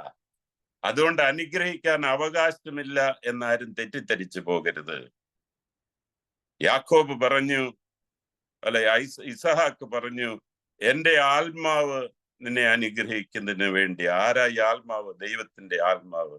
നമ്മളെല്ലാം ജീവിക്കുന്ന ജീവനുള്ള ഒരു ആത്മാവിന്റെ വ്യാപാരം സജീവമായി ഉണ്ടായിരിക്കണം. എപ്പോഴും എപ്പോഴും എപ്പോഴും അങ്ങനെ ഉണ്ടാവട്ടെ. എല്ലാവരും അനുഗ്രഹിക്കപ്പെടട്ടെ എന്ന് പ്രാർത്ഥിക്കുന്നു. ദൈവനാമത്തില് എൻ്റെ സ്നേഹവും പ്രാർത്ഥനയും അനുഗ്രഹവും എല്ലാം നിങ്ങൾക്ക് പങ്കുവയ്ക്കുന്നു. Thank you. God bless you all. അത്രയേ ഉള്ളൂ. ടോമേ, 9 മണി കഴിഞ്ഞു. 9:10 ആരൊക്കെയുണ്ട്? എല്ലാരും പോയോ? അനിയനെ കണ്ടു. God bless you. Thank you very much. എനിക്ക് മനസ്സിലായില്ല. അതാരാ? തമ്പിച്ചാന്റെ വൈഫാണോ? ഇത് എന്റെ പേര് സാറാമ്മ. സാറമ്മ എവിടെയാ? ഫിലഡൽഫിയയിലാണ്. ഫ്ലോറിഡയില്. Okay okay okay. Yeah, I'm glad you are there. ഞാൻ എബിച്ചാൻ ഒന്ന് പ്രാർത്ഥിച്ച് കൺക്ലൂഡ് ചെയ്യട്ടെ. Go ahead. എബിച്ചേ. നിങ്ങളെ സ്നേഹിക്കുന്ന പാട്ട സ്വർഗീയതാവെ സ്തുതിക്കുന്ന സ്തോത്രം. കർത്താവെ, ഒരുമിച്ച് ലോകത്തിന്റെ പല ഭാഗത്തായിരിക്കുന്ന ഒരുമിച്ച് കൂടി നിന്റെ നാമത്തിൽ കൂടി വരുവാൻ തക്കാണ് നീ ഞങ്ങളോട് സംസാരിച്ചതിനായി കൂടെ കർത്താവെ, യേശുക്രിസ്തുവിന്റെ ആ വരവ് കർത്താവ്, ദൈവത്തിന്റെ വലിയ പദ്ധതി, ഞങ്ങളുടെ വീണ്ടെടുപ്പ് കർത്താവെ, ഇതൊക്കെ ഞങ്ങളോട് വളരെ കൃത്യമായിട്ട് എൻ്റെ മകനെ കൂടെ സംസാരിച്ച ദൈവമായി സ്തുതിക്കുന്നു. കർത്താവെ, എൻ്റെ വരവിനായിട്ട് ഞങ്ങൾ ഒരുങ്ങുന്നു. ഞങ്ങളെ അനുദിനം ഞങ്ങളെ ഒരുക്കണമേ എന്ന് പ്രാർത്ഥിക്കുന്നു. ഞങ്ങള് ഈ ലോകത്തായിരിക്കുമ്പോൾ ലോകത്തിന്റെ ചിന്ത വേടിഞ്ഞ കർത്താവെ, അനുദിനം നിന്നിലേക്ക് ആകർഷിക്കുക കർത്താവ്, നിന്റെ മഹിമ കണ്ട് കർത്താവെ, നിന്റെ സാക്ഷിയായിട്ട് ജീവിപ്പാൻ തക്കാണ് ഈ ലോകത്തെ ഞങ്ങളെ ആക്കി വരിക്കുന്നതിനായി സ്തുതിക്കുന്നു. കർത്താവെ, അനുദിനം നിന്നിലേക്ക് രൂപാന്തരപ്പെട്ട കർത്താവെ, ഞങ്ങൾ ഓരോ ദിവസവും കർത്താവെ, ഞങ്ങള് നിനക്ക് നല്ല ഞങ്ങളുടെ ശ്രദ്ധ എല്ലാ സകലവും കർത്താവെ നിന്നിലേക്ക് സമർപ്പിച്ചുകൊണ്ട് ജീവിപ്പാൻ തക്കാണ് ഞങ്ങളെ സഹായിക്കണമേ. ഈ സൂമിൽ മീറ്റിംഗിൽ ജോയിൻ ചെയ്ത എല്ലാവരെയും നിന്റെ കൃപയാൽ അനുഗ്രഹിക്കണമേ എന്ന് പ്രാർത്ഥിക്കുന്നു. അവരായിരിക്കുന്ന സാധനങ്ങള് നിന്റെ കൃപയിൽ അവരെ നടത്തണമേ. നല്ല സാക്ഷികളായിട്ട് ഇനിയുള്ള ദിവസങ്ങളൊക്കെയും ആയിരിക്കാൻ തക്കണം അവരെ സഹായിക്കണമേ. ടോമിക്കൂടെ ടോമിക്കൂടെ അടികളോട് സംസാരിച്ചതിന്റെ വലിയ കുറവൊക്കെ ആശ്രയിക്കും കൂടുതലായിട്ട് അനുഗ്രഹിക്കണമേ എന്ന് പ്രാർത്ഥിക്കുന്നു. നല്ല നിൽ കൂടെ ശ്രമിപ്പാൻ തക്കണം മകനെ ആക്കണമേ എന്ന് പ്രാർത്ഥിക്കുന്നു. നിന്റെ മകനും ഷെയർ ചെയ്ത കർത്താവെ, ഞങ്ങളെ അദ്ദേഹത്തിന്റെ അനുഗ്രഹിക്കണമേ എന്ന് പ്രാർത്ഥിക്കുന്നു. ഞങ്ങൾ കൂടി വരുന്ന എല്ലാവരെയും ഞങ്ങൾ സമർപ്പിക്കുന്നു. പ്രാർത്ഥന കേട്ടതിനായി സ്തുതിക്കുന്നു. പിതാവിന്റെയും പുത്രന്റെയും പരിശുദ്ധമായ നാമത്തിൽ തന്നെ. Thank you. God bless you. നമുക്ക് ഇനിയും സോഷ്യലൈസ് ചെയ്യാനുള്ള